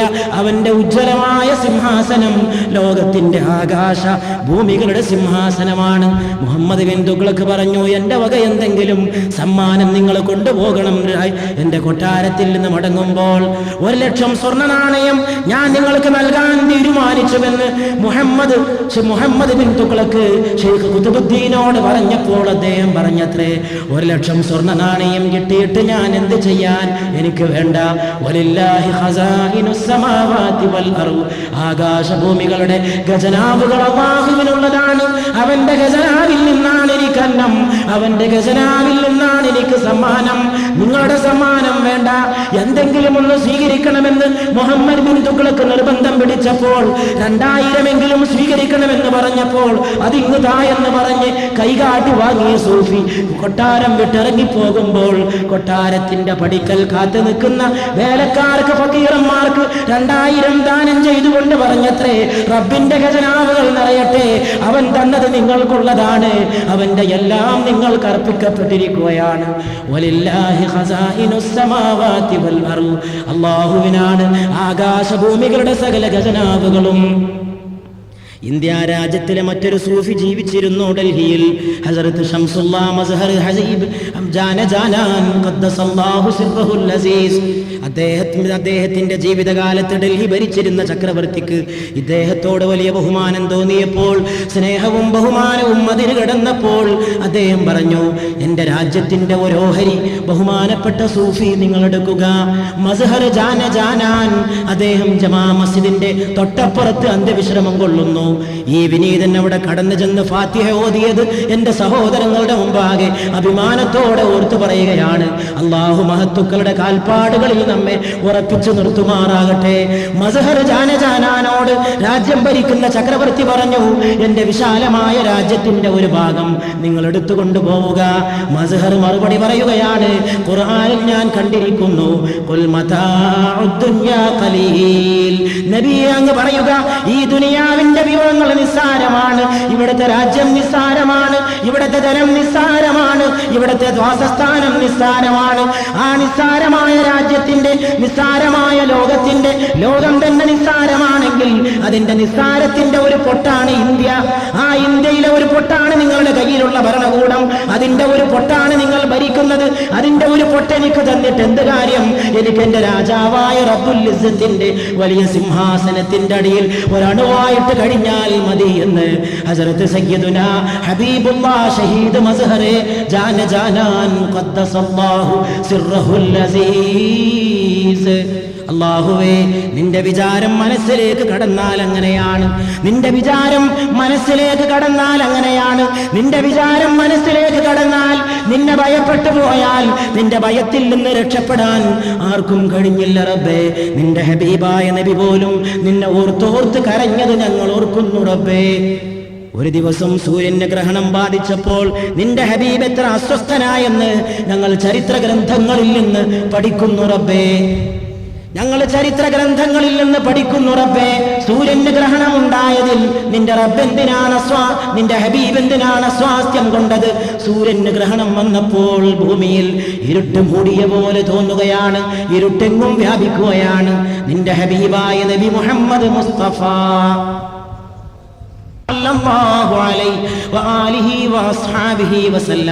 സൂര്യഗ്രഹണമുണ്ടായപ്പോൾ അതാ വീട് വിട്ടിറങ്ങിക്കൊണ്ട് മൈതാനത്തേക്ക് കടന്നു പോയത്രേ.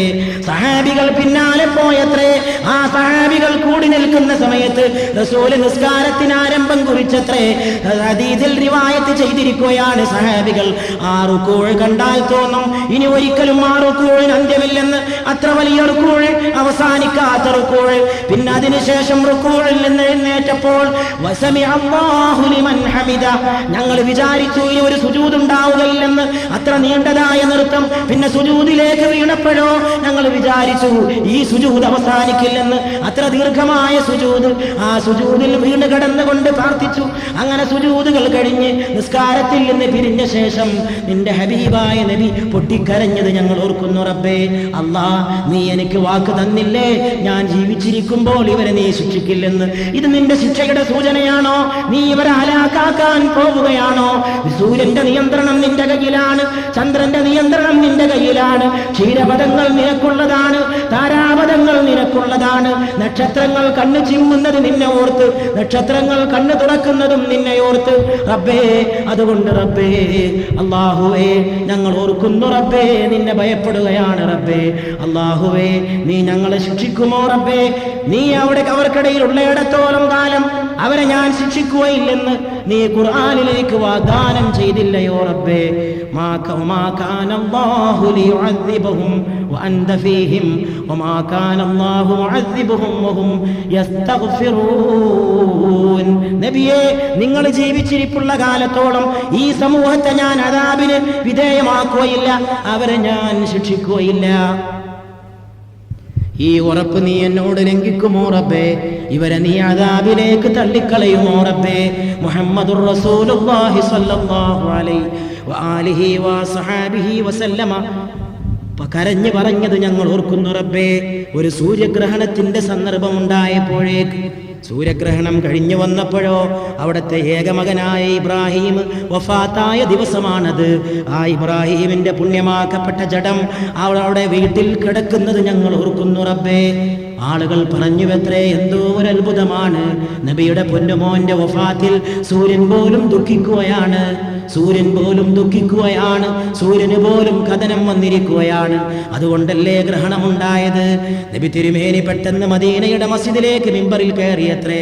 ജനങ്ങളെ തെറ്റിദ്ധരിക്കരുത്, ജനങ്ങളെ, സൂര്യൻ റബ്ബിന്റെ ദൃഷ്ടാന്തമാണ്, ചന്ദ്രൻ റബ്ബിന്റെ ദൃഷ്ടാന്തമാണ്.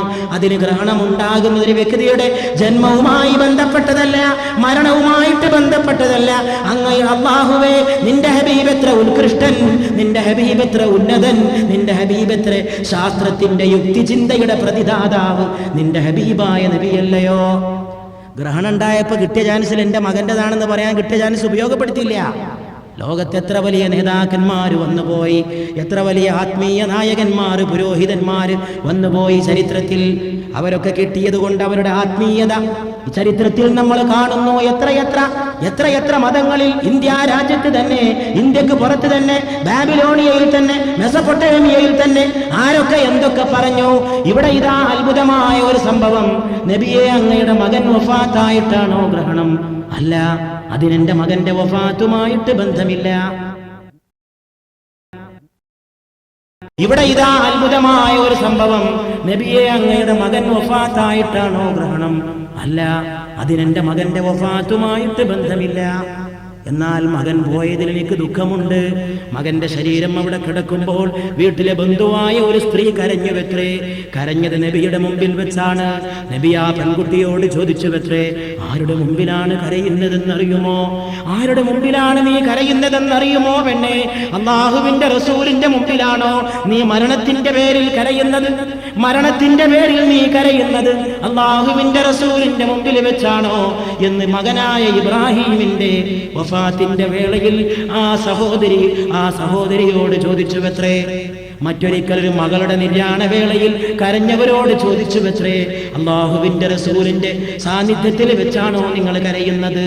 പക്ഷേ മകള് മരണപ്പെട്ട സമയത്ത് ആ ചോദ്യം ഉന്നയിക്കപ്പെട്ടപ്പോൾ കരഞ്ഞ പെൺകുട്ടി ഇത്തിരി ബുദ്ധിയുള്ള വിളവുള്ള കുട്ടിയായതുകൊണ്ട് ആ പൂമുഖത്തേക്ക് നോക്കിക്കൊണ്ട് ചോദിച്ചു, അങ്ങ് അള്ളാന്റെ റസൂലാണ്, അങ്ങയുടെ മുമ്പിൽ വെച്ച് മരണത്തിന് കരയുന്നത് എന്റെ തെറ്റാണെങ്കിൽ അങ്ങയുടെ കണ്ണിൽ എന്തുകൊണ്ടാണ് കണ്ണീര്? പിന്നെ അങ്ങ് എന്തിനാണ് കരയുന്നത്?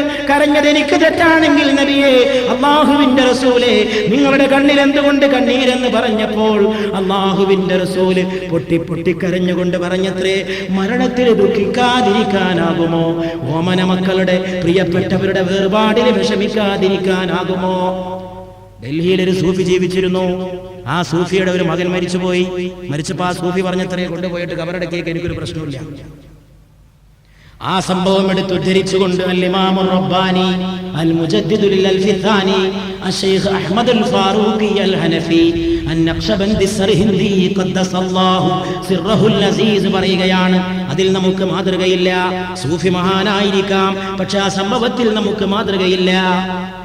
മകൻ മരിച്ചപ്പോ കൊണ്ടുപോയിട്ട് കബറടക്കിയേക്ക് എനിക്കൊന്നുമില്ല എന്ന് പറഞ്ഞ ബാപ്പയായ സൂഫിയിൽ മുസ്ലിം സമുദായമേ നിങ്ങൾക്ക് മാതൃകയില്ല. മുജദ്ദിദ് അൽ-ഫതാനി എഴുതി വെക്കുകയാണ്. എന്തുകൊണ്ട് മാതൃകയില്ലാതായി?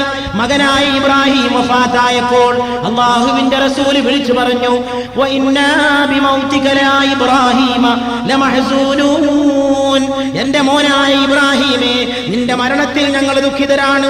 മോനെ, നീ പോയതിൽ എനിക്ക് സങ്കടമുണ്ട്. മോനെ, മോനെ, നീ പോയതിൽ ഞങ്ങൾ വിലപിക്കുന്നു. മോനെ, മോനെ, നീ എന്റെ പ്രിയപ്പെട്ട കരളിന്റെ കഷ്ണമാണ്. മോനെ, നിന്റെ വേർപാടെന്നെ കരയിപ്പിക്കുന്നു. മോനെ, അതിലാണ് മുസ്ലിമീങ്ങളെ നിങ്ങൾക്ക് മാതൃക എന്ന് ഇമാം റബ്ബാനി മുജദ്ദിദ് അൽ-ഫതാനി ശരീഅത്തിനുമായിട്ട് ബന്ധിപ്പിക്കാത്ത തരീഖത്ത് ലോകത്തിന് അപകടമാണെന്ന് പഠിപ്പിച്ച ഹസ്രത്ത് സയ്യിദുനാ മുജദ്ദിദ് അൽ-ഫതാനി ഖദ്ദസല്ലാഹു സിർറഹുൽ അസീസ് മക്തൂബാത്തിൽ രേഖപ്പെടുത്തി വെച്ചിരിക്കുകയാണ്.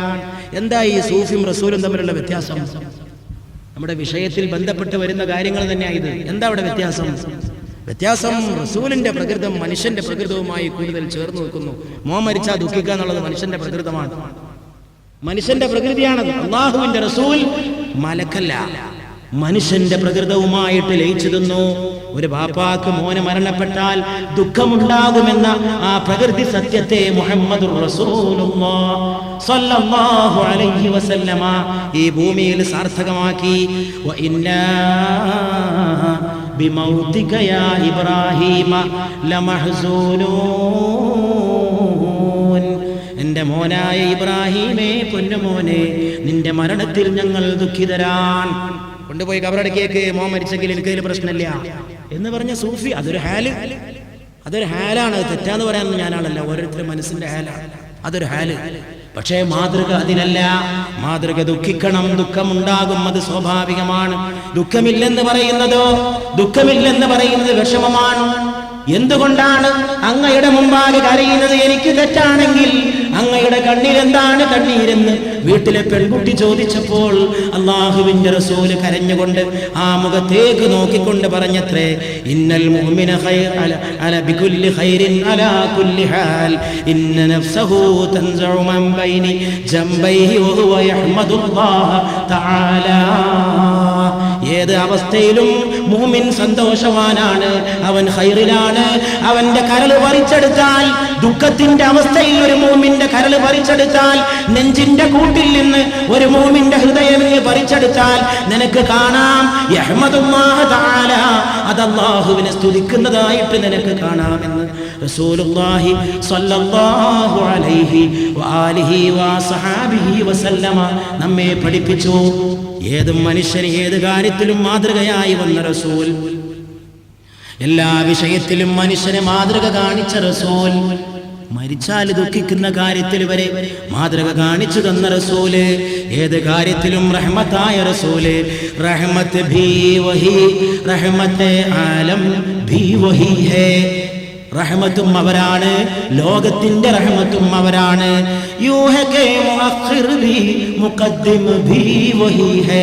മുന്തിക്കുന്നവനും പിന്തിക്കുന്നവനും നബിയാണ്. अल्लाह ने अक़सा में इमामत भी उन्हें दी और बाइसे तख्लीक दो आलम भी वही है. മസ്ജിദുൽ അഖ്സയിൽ അല്ലാഹു ഇമാമത്തിന്റെ അധികാരം കൊടുത്തത് അവർക്കാണ്. രണ്ട് ലോകം പടക്കപ്പെടാൻ കാരണഭൂതരായതും അവരാണ്. दिन रात महकती है मदीने की फज़ा भी रहमत के बरसते हुए मौसम भी वही है. അനുഗ്രഹത്തിന്റെ വസന്തമായി വന്ന കാലാവസ്ഥയും അവരാണ്. മദീനയുടെ അന്തരീക്ഷത്തിൽ രാവും പകലും സുഗന്ധം പ്രസരിക്കുകയാണ്, സുഗന്ധം പരക്കുകയാണ്. മദീനയുടെ അന്തരീക്ഷത്തിൽ എപ്പോഴും സുഗന്ധം പരക്കുകയാണ്. दूरी का मुझे जख्म मिला जिनके करम से दरअसल नरमे जख्म का मरहम भी वही है. നബി തിരുമേനി സല്ലല്ലാഹു അലൈഹി വസല്ലം ആ നബിയാണ് വേദനയെ പോലും അനുഗ്രഹമാക്കി തീർത്തത്. മെരാ ഭീ മദീനെ സേ ബുലാവോ ഉന ആയ, എനിക്കും മദീനയിൽ നിന്നൊരു വിളി കിട്ടിയിരിക്കുകയാണ്. കവി പറയുകയാണ്, എനിക്കും മദീനയിൽ നിന്നൊരു വിളി കിട്ടിയിരിക്കുന്നു. ജോ തെരേ ഹേ യാർ മേരേ ഗം ഭീ വഹി ഹേ, മദീനയിൽ നിന്ന് കിട്ടിയ വിളിയാണ് എൻ്റെ ദുഃഖം, ആ ദുഃഖത്തിലാണ് എൻ്റെ ആനന്ദം. जो के ने अबू बकर सिद्दीक कहा जाए, सिद्दीक के हमराज भी हमदम भी वही है. സിദ്ദീഖ് മാത്രമല്ല, മുഴുവൻ സഹാബികൾ അവർക്ക് നായകരായി വന്നതും ഈ നബിയാണ് അവർക്ക് വഴികാട്ടിയത് എന്ന് കവി പറയുകയാണ്. സത്യത്തിൽ ഈ 3 ദിവസം ഇവിടെ ചർച്ച ചെയ്ത ഈ വിഷയങ്ങളുടെ എല്ലാം ആത്മാവ് ഞാൻ എൻ്റെ സഹോദരന്മാരോട് പറയാൻ, അത് മുഹമ്മദ് മുസ്തഫ സല്ലല്ലാഹു അലൈഹി വആലിഹി വഅസ്ഹാബിഹി വസല്ലമയാണ്. എന്തിനാ ഈ സിദ്ദീഖിനെയും ഫാറൂഖിനെയും ചർച്ച ചെയ്യണമെന്നറിയോ? എന്തിനാണത്? ഇവിടെ ഇരിക്കുന്നവരൊക്കെ അത് മനസ്സിലാക്കാനുള്ള വിവേകമുള്ളവരായിരിക്കും ഞാൻ വിശ്വസിക്കുന്നു. പക്ഷെ വിവേകം കുറഞ്ഞവരുണ്ടാവാം. ഇന്നലെ സലാത്തിന്റെ പ്രാധാന്യം തുടക്കത്തിൽ കുറച്ച് പറഞ്ഞപ്പോൾ ഒരു സുഹൃത്ത് പറയാണ്, എന്തിനാ അതിനു വേണ്ടി 20 മിനിറ്റ് എടുത്തത്? ആളുകളുടെ ബോധത്തിന്റെ തകരാറാണ്, ആളുകളുടെ ബോധത്തിന്റെ തകരാറ്. അതുകൊണ്ട് ഞാൻ പറയാൻ, സിദ്ദീഖിന് പറയണതും ഫാറൂഖിന് പറയണതും എല്ലാം പറയണതും അവരുടെ മധ്യത്തിലിരിക്കുന്ന രാജാവിനെ കുറിച്ച് പറയാനാണ്. രാജാവിന്റെ ചുറ്റുവട്ടത്തിരിക്കുന്ന ഭൃത്യന്മാര് രാജാവിനെ കുറിച്ച് ഓർക്കുന്നവരാണ്. ഭൃത്യനെ കുറിച്ച് പറയുന്നത് രാജാവിനെ കുറിച്ച് പറയാനാണ്. ഈ വിഷയത്തിന്റെ മുഴുവൻ അടിസ്ഥാനം മുഹമ്മദാണ് സല്ലല്ലാഹു അലൈഹി വആലിഹി വസഹബിഹി വസല്ലം. ഇന്ന് സയ്യിദുനാ ഉമർ ഇബ്നുൽ ഖത്താബ് റളിയല്ലാഹു അൻഹു ആണ് നമ്മുടെ ചർച്ചാ വിഷയം. ആ ഉമർ ഇബ്നുൽ ഖത്താബിന്റെ ജീവിതത്തിലെ തന്നെ ഒരു സംഭവം ഞാൻ ആ സുഹൃത്തിനെ ഓർമ്മിപ്പിക്കുകയാണ്. 20 മിനിറ്റ് സലാത്തിന്റെ മദ്ഹ് പറയാൻ എന്തിന് ചെലവഴിച്ചുവെന്ന് ചോദിക്കുന്ന ഒരാൾ ഈ സദസ്സിൽ വന്നിട്ടില്ലായിരുന്നെങ്കിൽ എത്ര നന്നായിരുന്നുവെന്ന് ഞാൻ ആഗ്രഹിച്ചു പോയാൽ എന്നെ വെറുക്കരുതേ, എന്നെ കുറ്റപ്പെടുത്തരുതേ. സലാത്തിന്റെ പ്രാധാന്യമില്ലാതെ, ഹുബ്ബുൻ നബിയുടെ പ്രാധാന്യം പറയാതെ, മുത്തു മുഹമ്മദിനെ വിളിച്ചു പറയാതെ സല്ലല്ലാഹു അലൈഹി വആലിഹി വസഹബിഹി വസല്ലം പ്രസംഗമില്ല, റമദാന്റെ പ്രഭാഷണമില്ല, ദീനിന്റെ മജ്ലിസില്ല, ഇൽമിന്റെ ഘട്ടമില്ല. എല്ലാം ചെന്ന് മുട്ടി നിൽക്കുന്നത് മുഹമ്മദുൻ അഷ്റഫുൽ അറാബി വൽ അജമി, മുഹമ്മദുൻ ഖൈറു മൻ യംശി അലാ ഖദമി, മുഹമ്മദുൻ സിനതു ദുനിയാ വ ബഹജതുഹാ, മുഹമ്മദുൻ കാശിഫുൽ ഉമ്മാതി വൽ-ളുലമി, മുഹമ്മദുൻ ദിക്റുഹു റൂഹുൻ ലിഅൻഫുസിനാ, മുഹമ്മദുൻ ശുക്റുഹു ഫറദുൻ അലൽ ഉമമി. ഞാൻ ഈ വിഷയത്തിന്റെ പ്രധാനപ്പെട്ട കാതലായി ഈ കാര്യം ഈ സദസ്സിന്റെ മുമ്പാകെ വെക്കുകയാണ്. ആരാണ് മുഹമ്മദ് എന്നറിയുമോ? സല്ലല്ലാഹു അലൈഹി വസല്ലം. മുഹമ്മദിനെ ഓർക്കൽ ഞങ്ങളുടെ റൂഹുകൾക്ക് ഞങ്ങളുടെ റൂഹിന് അതിന്റെ ആനന്ദമാണ്. ആ ആനന്ദമാണ് നബിയെ ഓർക്കൽ. നബിയെ ഓർത്തില്ലെങ്കിൽ റൂഹിന് ആനന്ദമില്ല.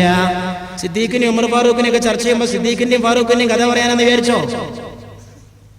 എങ്കിൽ അവർ വിഡ്ഢികളുടെ സ്വർഗത്തിലാണ്. അതൊക്കെ പറയണത് മറ്റൊരാളെ കുറിച്ച് പറയാനാണ്. കൂടെ നടന്നവരെ കുറിച്ച് പറയണത് ആരുടെ ഒപ്പാണോ നടന്നത് ആ ആളെ കുറിച്ച് പറയാനാണ്. ആരുടെ കൂടെ നടന്നിട്ടാണോ ഇവർക്ക് സുഗന്ധമുണ്ടായത്, ചാരിയാൽ ചാരിയത് മണക്കും എന്ന് പണ്ട് മലയാള ഭാഷയിൽ പഴമൊഴി പറഞ്ഞ മാതിരി സിദ്ദീഖിന്റെ കുപ്പായത്തിന് ആരെ ചാരിയപ്പോഴാ സുഗന്ധം ഉണ്ടായത്? ആളെ പറയാതെ എന്ത് സിദ്ദീഖ്, എന്ത് ഫാറൂഖ്, എന്ത് ഉസ്മാനുൽ ഗനി, എന്ത് ഹൈദറുൽ ഖറാർ റളിയല്ലാഹു തആല അൻ കുല്ലി വാഹിദിൻ മിൻഹും അജ്മഈൻ. അല്ലാഹുവിന്റെ റസൂലിനെ കുറിച്ച് പറയാനാണ്.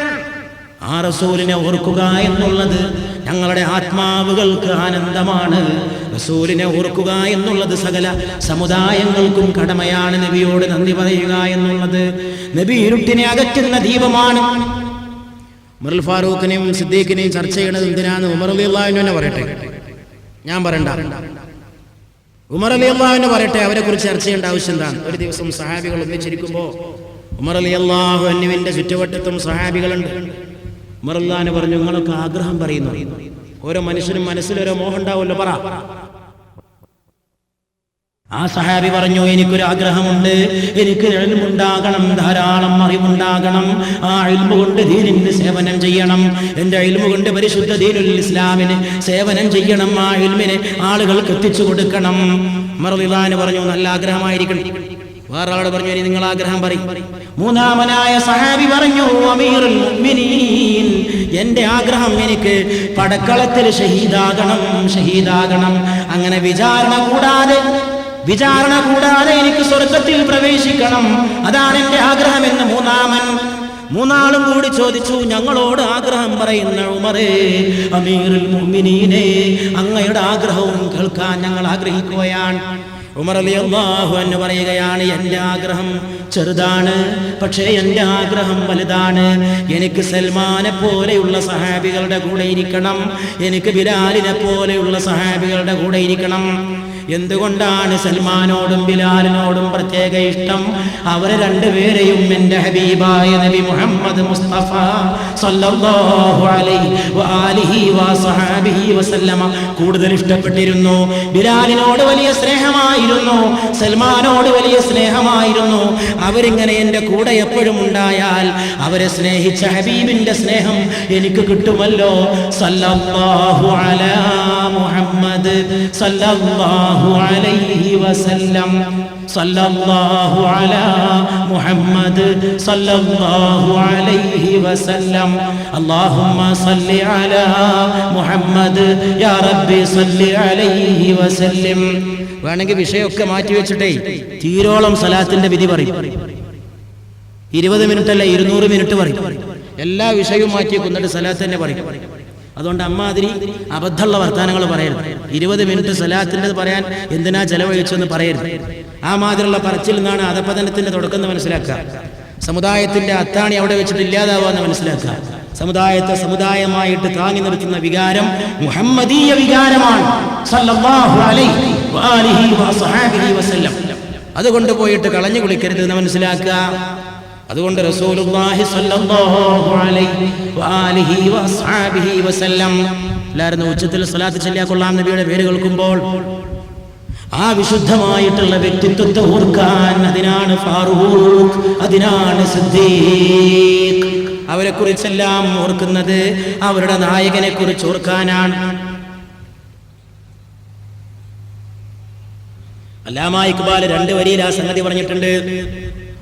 कि मोहम्मद से वफा तूने तो हम तेरे हैं, कि मोहम्मद से वफा तूने तो हम तेरे हैं, जहान चीज है क्या लौह कलम तेरे हैं. അല്ലാമ ഇഖ്ബാൽ പറയാണ്, അല്ലാഹു പറയുന്നതായിട്ട് അല്ലാഹു മുസ്ലിം സമുദായത്തോട് പറയാണ്, കി മുഹമ്മദ് സേ വഫാ തൂനെ, നിനക്ക് മുഹമ്മദിനോട് കൂറുണ്ടോ? तो हम तेरे हैं, ഞാൻ നിന്റെ കൂടെ നിന്നോളാം, ഞാൻ നിന്റെ ആളാണ്. പഠിച്ചോൻ പറയാണ്, മുഅ്മിനേ, എന്റെ നബിയോട് നിനക്ക് കൂറുണ്ടോ? എന്നാ ഞാൻ നിന്റെ ആളാണ്, നീ ചോദിച്ചതൊക്കെ തരാം. ജഹാൻ ചീസ് ഹെ ക്യാ, ഈ ലോകം മുഴുവൻ നിനക്ക് തരാം, നീ എന്റെ നബിയോട് കൂറ് പുലർത്തുകയാണെങ്കിൽ. പക്ഷെ ലോകത്തിൽ എന്തിരിക്കണ്, അതിലപ്പുറം തരാം. ലൗഹ കലം തരേ ഹെ, ലൗഹുൽ മഹ്ഫൂദും, വിശുദ്ധ കലമും നിനക്കുള്ളതാണ്. പക്ഷെ ഒരു കണ്ടീഷൻ, നിനക്ക് എന്റെ നബിയോട് കൂറുണ്ടോ? ഇഖ്ബാൽ ഒരു പുസ്തകം എഴുതി, അതിന്റെ പേര് ശിക്വ എന്നാണ്. ശിക്വ എന്ന് പറഞ്ഞാൽ ആവലാതി. മുസ്ലിം സമുദായത്തിന്റെ പരാധീനതകളെക്കുറിച്ച് ഇക്ബാൽ എന്ന മുസ്ലിം സമൂഹത്തിന്റെയും ഈ ലോകത്തിന്റെയും മഹാകവി അള്ളാഹുവിനോട് പരാതി പറയാണ്. പഠിച്ചോനെ, ഞങ്ങൾ ആപത്തിലായി, ഞങ്ങൾ പിന്നോക്കമായി, ഞങ്ങൾക്ക് ഇടങ്ങാറായി, ഞങ്ങൾക്ക് കഷ്ടപ്പാടായി, ഞങ്ങൾക്ക് വിഷമങ്ങളായി, പ്രയാസങ്ങളായി, ഞങ്ങൾക്ക് അധപതനമായി. അതങ്ങോട്ട് എഴുതി ഇക്ബാൽ എന്നിട്ട് വീട്ടിൽ പോയിട്ട് മിണ്ടാതിരുന്നു. ലോകമങ്ങോളം ആ കവിത ചർച്ച ചെയ്യപ്പെട്ടു. ശിക്വ അത് ഇംഗ്ലീഷിലേക്ക് പരിഭാഷപ്പെടുത്തി, അറബിയിലേക്ക് പരിഭാഷപ്പെടുത്തി. അറബികൾ അത് കേട്ടിട്ട് കരഞ്ഞോണ്ട് പാടി, ഇംഗ്ലീഷുകാരത് കൊണ്ടാടി, മറ്റു സകല ഭാഷകളിലും അതിന്റെ പരിഭാഷ വന്നു. എന്നിട്ടൊന്നും ഇക്ബാൽ ഒരു മുണ്ടാട്ടുണ്ടായില്ല. 2 കൊല്ലം കഴിഞ്ഞപ്പോൾ ഇക്ബാൽ എഴുതി ജവാബേ ശിക്വ, ആവലാദിക്ക് മറുപടി. ആവലാദിക്ക് മറുപടി. മുസ്ലിം സമൂഹത്തിന്റെ പ്രശ്നങ്ങളെ കുറിച്ച് അള്ളാഹുവിനോട് നടത്തിയ ആവലാദി, അതാണ് ശിക്വ. അതിന് മറുപടി ജവാബി ശിക്വ, ആവലാദിക്ക് മറുപടി. ആവലാദിക്ക് മറുപടി അള്ളാഹു പറയുന്ന രീതിയിലാണ് അദ്ദേഹം എഴുതിയത്. നിങ്ങൾക്ക് അധപ്പതനുണ്ടല്ലേ, സമുദായമേ നിങ്ങൾക്ക് കഷ്ടമുണ്ടല്ലേ, നിങ്ങൾ പിന്നോട്ട് പോയിട്ടുണ്ടല്ലേ, എന്താ നിങ്ങളുടെ സ്ഥാനം? നിങ്ങൾ നിങ്ങളുടെ കുഴപ്പത്തിന്റെ കാരണം മനസ്സിലാക്കിയിട്ടുണ്ടോ? നിങ്ങളുടെ അധപ്പതനത്തിന്റെ കാരണം എന്റെ നബിയോടുള്ള കൂറ് നിങ്ങൾ വെടിഞ്ഞതാണ്, എന്റെ നബിയെ നിങ്ങൾ കൈയൊഴിച്ചതാണ്. ഇത് ബദറുൽ ഉഹുദിലല്ല പറയുന്നത്, 20-ാം നൂറ്റാണ്ടിലെ ഡോക്ടർ സർ മുഹമ്മദ് ഇക്ബാൽ ഈ ലോകത്തങ്ങോളം ഇങ്ങോളമുള്ള മുസ്ലിം സമുദായത്തോട് പറഞ്ഞു, നിങ്ങളുടെ എല്ലാ പിന്നോക്കാവസ്ഥയുടെയും അടിസ്ഥാനപരമായ കാരണം എന്റെ നബിയോടുള്ള കൂറ് കൈയൊഴിച്ചതാണ്. നിനക്ക് മുഹമ്മദിനോട് കൂറുണ്ടെങ്കിൽ അള്ളാഹു പറയുകയാണ്, ഞാൻ നിന്റെ ആളാണ്. ജഹാൻ ചീസ് ഹ ക്യാ, ലോകത്തിന്റെ കാര്യം എന്തിനു പറയണം? ലൗഹ കലം തെരേഹേ, ലൗഹും കലമും നിനക്കുള്ളതാണ്.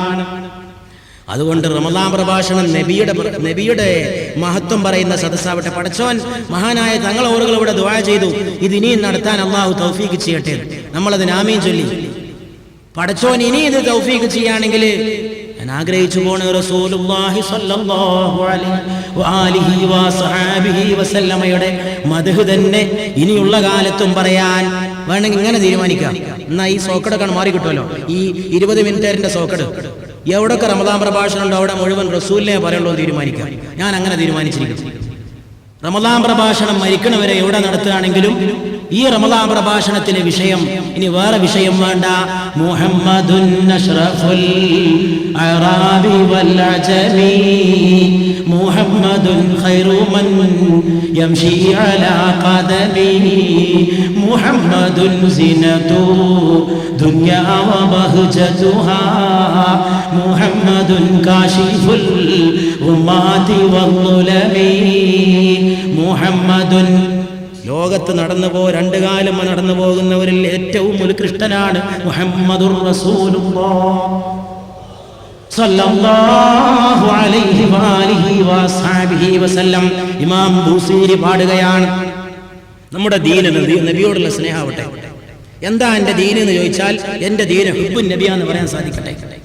അത് ഏറ്റവും ചുരുങ്ങിയത് സലാത്തിലെങ്കിലും പാലിക്കട്ടെ. എന്നാ പിന്നെ ജീവിതത്തിൽ പ്രശ്നങ്ങൾക്ക് പരിഹാരമായി സഹോദരങ്ങളെ. ഇമാം ബൂസീരി ആമിൻ തദക്കുരി ജിറാനിൻ ബിദി സലമി മാസജ്തദം മജറ മിൻ മുഖ്ലതിൻ ബിദമി എന്ന് പാടിയ ഇമാം ബൂസീരി ആ കവിത എഴുതാനുള്ള കാരണം തന്നെ നമുക്ക് പറഞ്ഞു തരികയാണ്. മാറാത്ത രോഗം ബാധിച്ചിട്ട് ബൂസീരി കിടപ്പിലായി കിടക്കുന്ന സമയത്ത് ഒരു ദിവസം രാത്രി സ്വപ്നത്തിൽ രാജകുമാരൻ പ്രത്യക്ഷപ്പെടുകയാണ്. റൗളയുടെ നായകനേ, മദീനയുടെ നിലാവേ, മുഹമ്മദ് മുസ്തഫ സല്ലല്ലാഹു അലൈഹി വസല്ലം. ബൂസീരി രോഗമുണ്ടല്ലേ, ബൂസീരി വിഷമമുണ്ടല്ലേ, എന്നെക്കുറിച്ചൊരു കവിത എഴുതാൻ പറ്റുമോ ബൂസീരി? ആ കവിത കൊണ്ട് നിങ്ങൾക്ക് ശിഫയാണ്, ആ കവിത നിങ്ങൾക്ക് ശിഫയാണ് ബൂസീരി, അത് നിങ്ങളുടെ രോഗത്തിന് ആശ്വാസമാണ് ബൂസീരി. പിറ്റേന്ന് തന്റെ പേനയെടുത്തുകൊണ്ട് ഇമാം ബൂസീരി തുടങ്ങി. ഈ നമ്മുടെ നാട്ടിലെ കേരളക്കരക്കയില് സകല വഅദിന്റെ മജ്ലിസുകളും തുടങ്ങുന്നത് ബുർദ ബെയ്ത്ത് കൊണ്ടാണ്. ആ പഴയ പാരമ്പര്യം നിലനിർത്താൻ അല്ലാഹു നമുക്ക് തൗഫീഖ് ചെയ്യുമാറാകട്ടെ. ആമിൻ തദക്കുരി ജിറാനിൻ ബിദി സലമി. ഇമാം ബൂസീരി അങ്ങ് എഴുതി വെച്ചു അല്ലാഹുവിന്റെ റസൂലിനെ കുറിച്ച്. രോഗം പമ്പ കടന്നു. ഒരു ഉറുദു കവി പറഞ്ഞു, ഞാൻ ഓർക്കാണ്, ഹർ ദർദ് കി ദവാ ഹേ മുഹമ്മദ് കി ശഹർ മേ, ഹർ ദർദ് കി ദവാ ഹേ മുഹമ്മദ് കി ശഹർ മേ. എല്ലാ വേദനയുടെയും മരുന്ന് മുഹമ്മദിന്റെ പട്ടണത്തിലാണ്, മദീനയിലാണ് സല്ലല്ലാഹു അലൈഹി വസല്ലം. അതുകൊണ്ട് തെറ്റിദ്ധാരണ ഒന്നും ആർക്കും വേണ്ട. വിഷയം ചർച്ച ചെയ്യുമ്പോൾ റസൂലാണ് ആത്മാവ്, റസൂലിനെ പറയാൻ വേണ്ടി വേറെ ചിലത് പറഞ്ഞു പോവാണ്. അടിക്കല്ല് ഹബീബായ നബിയാണ് മുഹമ്മദ് മുസ്തഫ സല്ലല്ലാഹു അലൈഹി വആലിഹി വഅസ്ഹാബിഹി വസല്ലം. ഇനിയിപ്പോൾ കുറേ ഇതിങ്ങനെയാണ് പറയുമ്പോൾ എന്താ സംഭവിക്കുക? ഇന്ന് ഉമറുൽ ഫാറൂഖിനെ പറയാൻ സമയം തികയില്ലല്ലേ? തികയണ്ട. ഇത് കുറെ പറഞ്ഞാൽ അവസാനം ഉമറുൽ ഫാറൂഖ് റളിയല്ലാഹു അൻഹു പറയാൻ സമയം കിട്ടൂല. അപ്പോഴേക്ക് അവസാനിപ്പിക്കേണ്ടി വരും. ആർക്കാ ഛേദം? നമുക്ക് ആർക്കെങ്കിലും വല്ല ഛേദം ഉണ്ടോ? ഉമറുൽ ഫാറൂഖ് റളിയല്ലാഹു അൻഹുവിന് പൊരുത്തം അതായിരിക്കും. ഉമറുൽ ഫാറൂഖ് റളിയല്ലാഹു തആല അൻഹുവിന് പൊരുത്തം നിങ്ങൾ എന്നെ കുറിച്ച് പറയണ്ട, എന്നെ ഞാനാക്കിയവനെ കുറിച്ച് പറഞ്ഞാൽ മതി. ഞാൻ ആരാണെന്നറിയുമോ? ഞാൻ എൻ്റെ സ്വന്തം രക്തത്തിൽ പിറന്ന 3 പെൺകുട്ടികളെ ജീവനോടെ കുഴിച്ചു മൂടിയ കാട്ടറബിയായ ഖത്താബിന്റെ മകൻ ഉമറായിരുന്നുവെന്ന് ഉമർ റളിയല്ലാഹു അൻഹു നമ്മോട് പറയും.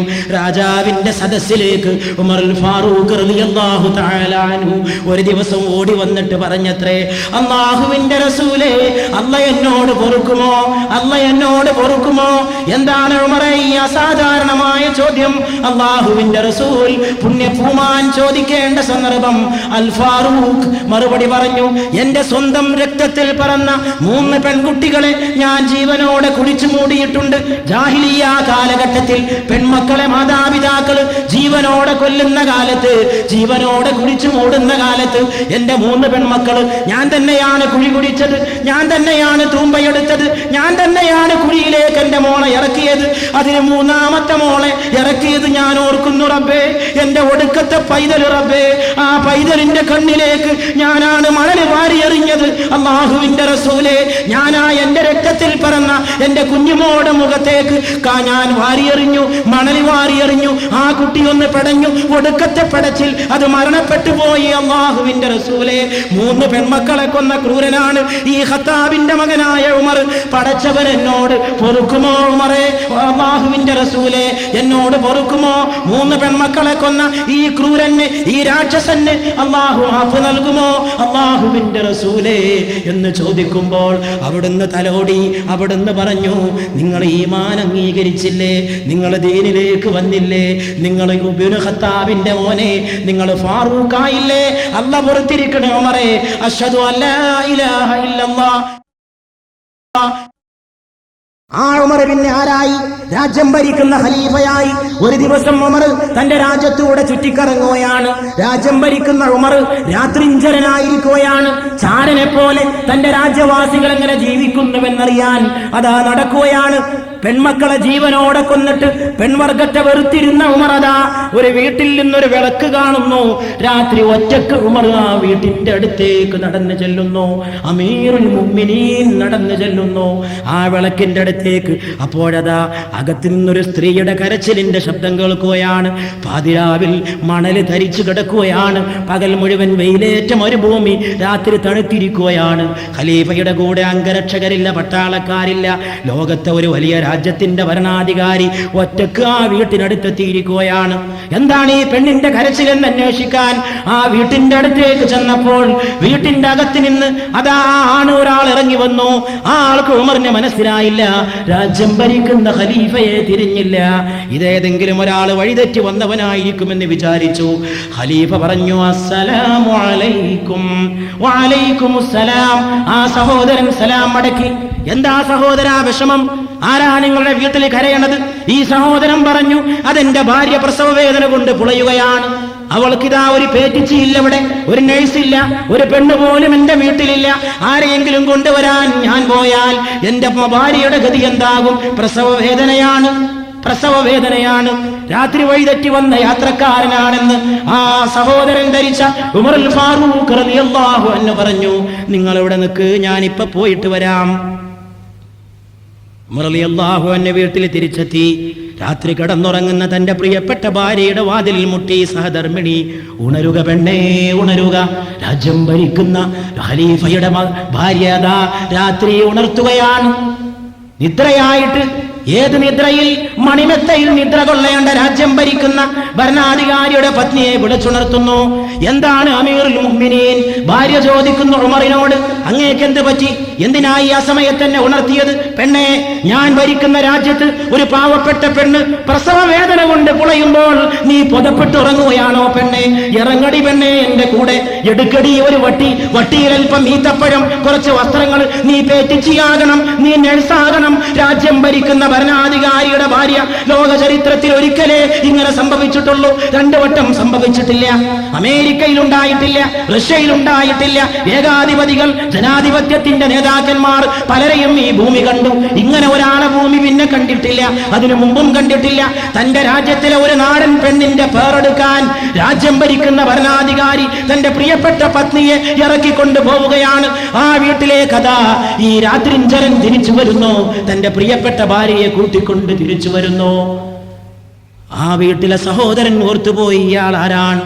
വഴിതെറ്റി വന്ന ഈ യാത്രക്കാരൻ ആരാണ്? വഴിതെറ്റി വന്ന ഈ യാത്രക്കാരനിതാ തന്റെ ഭാര്യയെ കൊണ്ടുവന്നിരിക്കുന്നു, എന്റെ പെണ്ണിന്റെ പ്രസവം എടുക്കാൻ. ഖലീഫയുടെ ഭാര്യ അകത്തേക്ക് പോയി പ്രസവത്തിന്റെ ശുശ്രൂഷകൾ നടത്തുമ്പോൾ അമീറുൽ മുഅ്മിനീൻ 2 കയ്യും കെട്ടി വീട്ടിന്റെ ഉമ്മറത്ത് കാവലിരിക്കുകയാണ്. ഒരു നാടൻ പെണ്ണിന്റെ പേരിന് കാവലിരിക്കുകയാണ്. ഈ ഉമറിനെ കണ്ടിട്ടാണ് പേർഷ്യൻ കൊട്ടാരം വറകൊണ്ടത്. ഈ ഉമറിനെയാണ് പേർഷ്യക്കാര് ഭയപ്പെട്ടത്. ഈ ഉമറിന്റെ നാവിലാണ് സത്യമുണ്ട് എന്ന് അല്ലാഹുവിന്റെ റസൂല് വിളിച്ചു പറഞ്ഞത്. ആ ഫാറൂഖിനെ കുറിച്ചാണ് ഇന്ത്യയുടെ രാഷ്ട്രപിതാവ് മഹാത്മാഗാന്ധി പറഞ്ഞത്. ഞാൻ എന്റെ രാജ്യമായ ഭാരതത്തിന് ആഗ്രഹിക്കുന്ന ഭരണം ഖലീഫ ഉമറിന്റെ ഭരണമാണ്. അവിടെ നീതി ഉണ്ടാകും, അവിടെ ജനാധിപത്യം ഉണ്ടാകും, അവിടെ സ്വജനപക്ഷപാതമില്ല, അവിടെ അഴിമതിയില്ല, അവിടെ ഏറ്റവും നല്ല സമത്വം ഉണ്ടാകും, അവിടെ സത്യം പുലരും. ആ ഉമർ കാവൽ നിൽക്കുകയാണ്. അസ്വസ്ഥനായിട്ട് ഉമർ വിരല് കടിച്ചിട്ട് വരാന്തയിലൂടെ ഉലാത്തുകയാണ്. ഈ പെണ്ണിന് എന്തെങ്കിലും പറ്റാതിരിക്കട്ടെ, എന്റെ ഈ പാവപ്പെട്ട സഹോദരി സുന്ദരമായിട്ട് പ്രസവിക്കട്ടെ. അപ്പോൾ അകത്തു നിന്നൊരു കുഞ്ഞിന്റെ കരച്ചിൽ കേൾക്കുകയാണ്. ഉടൻ തന്നെ അകത്തുള്ള പേറ്റിച്ചിയാരാണ്? രാജ്യം ഭരിക്കുന്ന ഭരണാധികാരിയുടെ സഹധർമ്മിണിയാണ്. ആ പെൺകുട്ടി രാജ്യം ഭരിക്കുന്ന ഭരണാധികാരിയുടെ ഭാര്യ വിളിച്ചു പറയുകയാണ്, അമീറുൽ മുഅ്മിനീൻ, നിങ്ങളുടെ സഹോദരനെ സന്തോഷ വാർത്ത അറിയിക്കുക, കുട്ടിയാണാണ്. അത് കേട്ടപ്പോ പുറത്ത് നിൽക്കുന്ന ഭർത്താവ് ഞെട്ടിത്തെറിച്ചു പോയി. എന്താണ് ഈ കേട്ടത്? ഇത് അമീറുൽ മുഅ്മിനീനാണോ? അകത്തുള്ളത് അമീറുൽ മുഅ്മിനീന്റെ ഭാര്യയാണോ? പടച്ചവനെ, ഇതെന്തൊരു കഥ, ഇതെന്തോ ഒരു അത്ഭുതം, ഇതെന്തോ ഒരു വൈചിത്രം. എന്റെ പെണ്ണിന്റെ, എന്റെ ഭാര്യയുടെ പേരെടുക്കാൻ വന്ന് നിൽക്കുന്ന ഈ മനുഷ്യൻ കിസ്റായുടെ, കൈസറിന്റെ കൊട്ടാരങ്ങളെ വിറകൊള്ളിച്ച ഉമറാണോ? എന്റെ ഭാര്യയുടെ പേറ്റിച്ചിയായത്, ആ ഭാര്യയുടെ പ്രസവരക്തം കൊണ്ട് തന്റെ കൈകളെ അശുദ്ധമാക്കിയത് അകത്ത് നിൽക്കുന്ന പെണ്ണ് ഈ നിൽക്കുന്ന ഖലീഫയുടെ പത്നിയാണോ? പിന്നെ ആ സഹോദരനെ ഒരു സെക്കൻഡ് ക്ഷമിക്കാൻ കഴിഞ്ഞില്ല. 2 കരങ്ങളും നീട്ടി ഉമറുൽ ഫാറൂഖിനെ കെട്ടിപ്പിടിച്ച് പൊട്ടിക്കരഞ്ഞു. അമീറുൽ മുഅ്മിനീൻ മാപ്പാക്കണേ, അമീറുൽ മുഅ്മിനീൻ മാപ്പാക്കണേ, എന്റെ നാടൻ പെണ്ണിന്റെ പേരെടുക്കാൻ അങ്ങ് പത്നിയെ കൊണ്ടുവന്നത് ഞാൻ അറിഞ്ഞില്ല, മാപ്പാക്കണേ അമീറുൽ മുഅ്മിനീൻ ഉമറുൽ ഖത്താബേ, മാപ്പാക്കണേ. സ്വന്തം ചോരയിൽ പിറന്ന 3 പെൺകുട്ടികളെ ജീവനോടെ കുഴിച്ചു മൂടിയ അതേ കൈകൊണ്ട് വരെ ഇറങ്ങടി പെണ്ണേ, എന്റെ രാജ്യത്തൊരു പെണ്ണിന്റെ പേരെടുക്കാൻ വാടി പെണ്ണേ എന്ന് ഉമറിനെ മാറ്റിയതാരാണ്? അത് ഈ കിഴക്കിന്റെ രാജാവാണ്, അത് പടിഞ്ഞാറിന്റെ രാജാവാണ്, അത് ഭൂതകാലത്തിന്റെ തുടിപ്പാണ്, അത് വർത്തമാനത്തിന്റെ കരുത്താണ്, അത് ഭാവിയുടെ നായകനാണ്, അത് മക്കയുടെ നിലാവാണ്, അത് മദീനയുടെ കുളിരാണ്, അത് ചരിത്രത്തിന്റെ പുളകമാണ്, അത് കാലത്തിന്റെ വിളിയാളമാണ്, അത് വിപ്ലവത്തിന്റെ തീപ്പന്തമാണ്, അത് പരിവർത്തനത്തിന്റെ പടപ്പാട്ടാണ്, അത് നീതിയുടെ പടവാളാണ്, അത് സത്യത്തിന്റെ പര്യായമാണ്, അത് മുഹമ്മദാണ് സല്ലല്ലാഹു അലൈഹി വആലിഹി വസഹബിഹി വസല്ലം. ഗേറ്റ് കടക്കുന്നത് രാജാവിനെ കാണാനാണ്. ഗേറ്റിങ്ങിൽ നിന്നിട്ട് മടങ്ങി വരരുത്. ഉസ്മാനെ കണ്ടിട്ട് മടങ്ങിപ്പോരല്ലേ, ഉമറിനെ കണ്ടിട്ട് തിരിച്ചു പോകല്ലേ, സിദ്ദീഖിനെ കണ്ടിട്ട് തിരിച്ചു മടങ്ങി പോകല്ലേ. അപ്പുറത്താണ് രാജാവ്, അപ്പുറത്താണ് ചക്രവർത്തി. മുഹമ്മദുൻ സീനതു ദുനിയാ വ ബഹ്ജതുഹാ, മുഹമ്മദുൻ കാശിഫുൽ ഉമ്മാതി വദ്ദുലമി. അതുകൊണ്ട് മഹാനായ തങ്ങൾ ദുആ ചെയ്തതിനനുസരിച്ച് ഇനി ഒരു റമദാൻ പ്രഭാഷണം ഉണ്ടാവുകയാണെങ്കിൽ വേറെ വിഷയവും നമുക്ക് വേണ്ട, റസൂലായിരിക്കട്ടെ നമ്മുടെ വിഷയം സല്ലല്ലാഹു അലൈഹി വആലിഹി വസ്ഹാബിഹി വസല്ലം. ഇനിയൊരു റമളാൻ പ്രഭാഷണത്തിന് അള്ളാഹു വിധി കൂട്ടുമോ? പടച്ചോനറിയാം. നമുക്കിങ്ങനെ പറയാനും ആഗ്രഹിക്കാനുമല്ലാതെ എന്തിന് നിർവൃത്തിയുണ്ട്?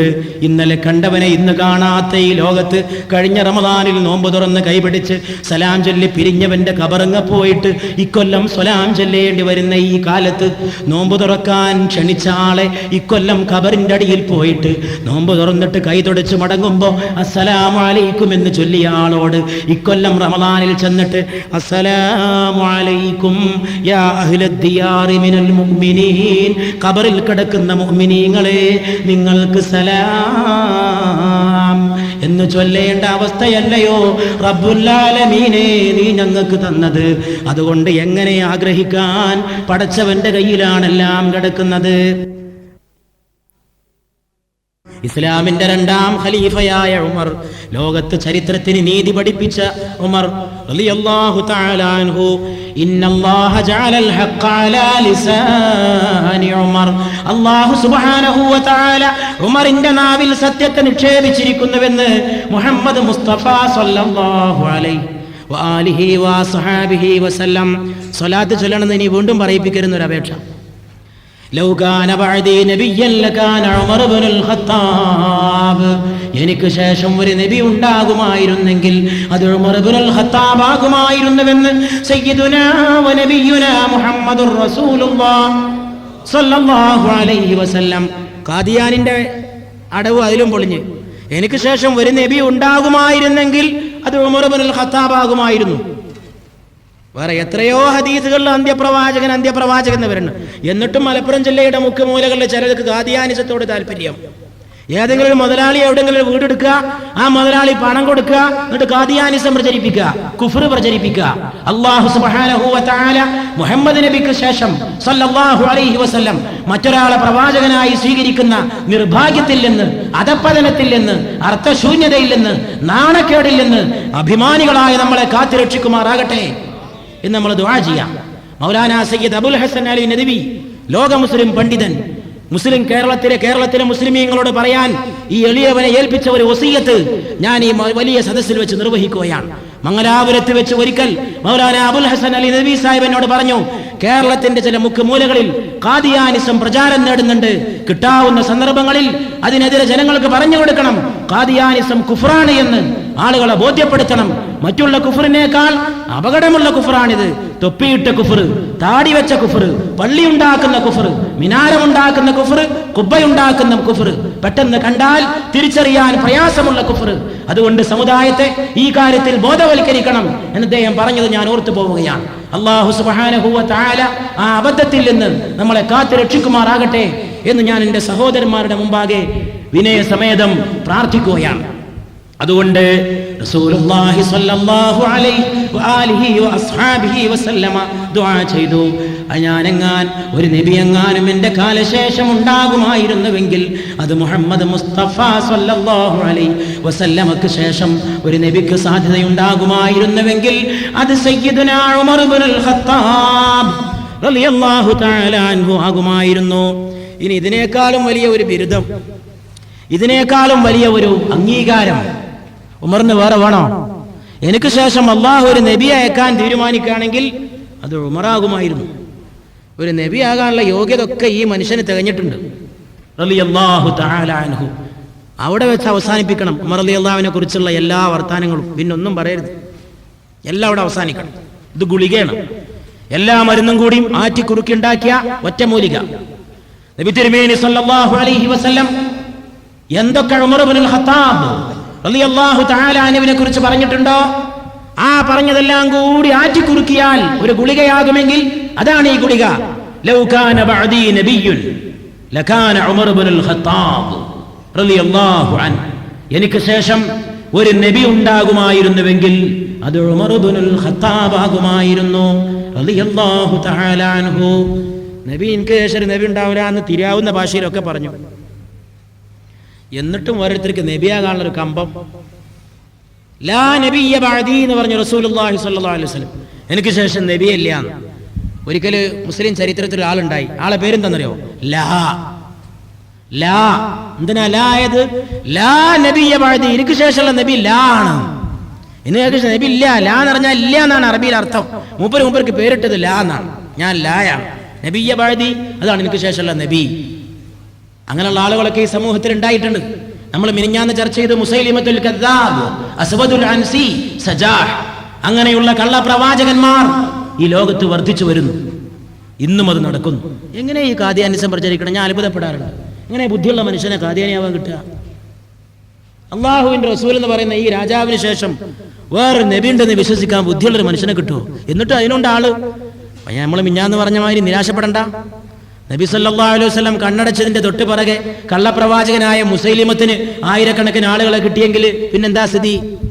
മിർസാ ഗുലാം അഹ്മദ് ഖാദിയാനിയുടെ ഒരുപാട് പ്രവചനങ്ങളുണ്ട്. ഞാൻ പറഞ്ഞു, ഖാദിയാനിസത്തെ പഠിക്കുന്ന വല്ല വിദ്യാർത്ഥികളും ഇവിടെ ഉണ്ടെങ്കിൽ അധികമൊന്നും പഠിക്കണ്ട. ഖാദിയാനി പ്രവാചകന്റെ ഇംഗ്ലീഷ് വഹ്യ് പഠിച്ചാൽ മതി. നിങ്ങൾ എന്നാ മനസ്സിലാവും. അതിന്റെ പിന്നാലെ പോകാനാ ആണത്തുള്ളൊരു മനുഷ്യന് സാധിക്കുന്നു. ഇംഗ്ലീഷ് വഹ്യ് ഇവർ പറഞ്ഞു, പണ്ടൊക്കെ വഹ്യ് അറബിയിലായിരുന്നു, ഇതിപ്പോൾ നമ്മളെ കാലത്ത് ഇംഗ്ലീഷിന്റെ കാലമായതുകൊണ്ട് ഇംഗ്ലീഷിൽ വരാൻ തുടങ്ങിയിരിക്കണം. കുഴപ്പമൊന്നുമില്ല, വന്നോട്ടെ, പലതിലും വരും. പക്ഷേ ആ വഹ്യിന്റെ ഒരു വാക്കാണ് ഇംഗ്ലീഷിൽ ഗ്രാമർ എന്ന് പറഞ്ഞിട്ടൊരു സാധനമുണ്ട്, വ്യാകരണം. ആ വ്യാകരണം ഈ നബിക്ക് അറിയില്ല എന്ന് ആ ഇംഗ്ലീഷ് പഠിച്ചാൽ നിങ്ങൾക്ക് മനസ്സിലാവും. ഐ ആം ദി പ്രോഫറ്റ്, ഞാനാണ് പ്രവാചകൻ എന്ന് പറയേണ്ട സ്ഥാനത്ത് മൂപ്പര് ഐ ദി പ്രോഫറ്റ് എന്നേ പറയുള്ളൂ. ഞാൻ കോളേജിൽ പഠിച്ചിരുന്ന കാലത്ത് കുട്ടികൾ പറഞ്ഞിരുന്ന ഒരു ഇംഗ്ലീഷിനെ കുറിച്ച് ഞാൻ ഓർത്തുക്കണം. അണ്ടിക്കമ്പനി ഇംഗ്ലീഷ്. അണ്ടിക്കമ്പനി ഇംഗ്ലീഷ് എന്ന് പറഞ്ഞാൽ മുറിയൻ ഇംഗ്ലീഷിന് കുട്ടികൾ അങ്ങനെയാണ് പറഞ്ഞു. അണ്ടിക്കമ്പനി എന്ന് പറഞ്ഞിട്ട് കോളേജിൽ ഒരു ഗ്യാങ് ഉണ്ടായിരുന്നു. എപ്പോഴും ഇംഗ്ലീഷ് പറഞ്ഞു നടക്കുന്ന ഒരു ഗ്യാങ്. അവരെ കളിയാക്കാൻ വേണ്ടി കോളേജിലെ എൻ്റെ സഹപാഠികളായ വിദ്യാർത്ഥികൾ പറയുന്നത് അണ്ടിക്കമ്പനിക്കാരൻ്റെ ഇംഗ്ലീഷ്.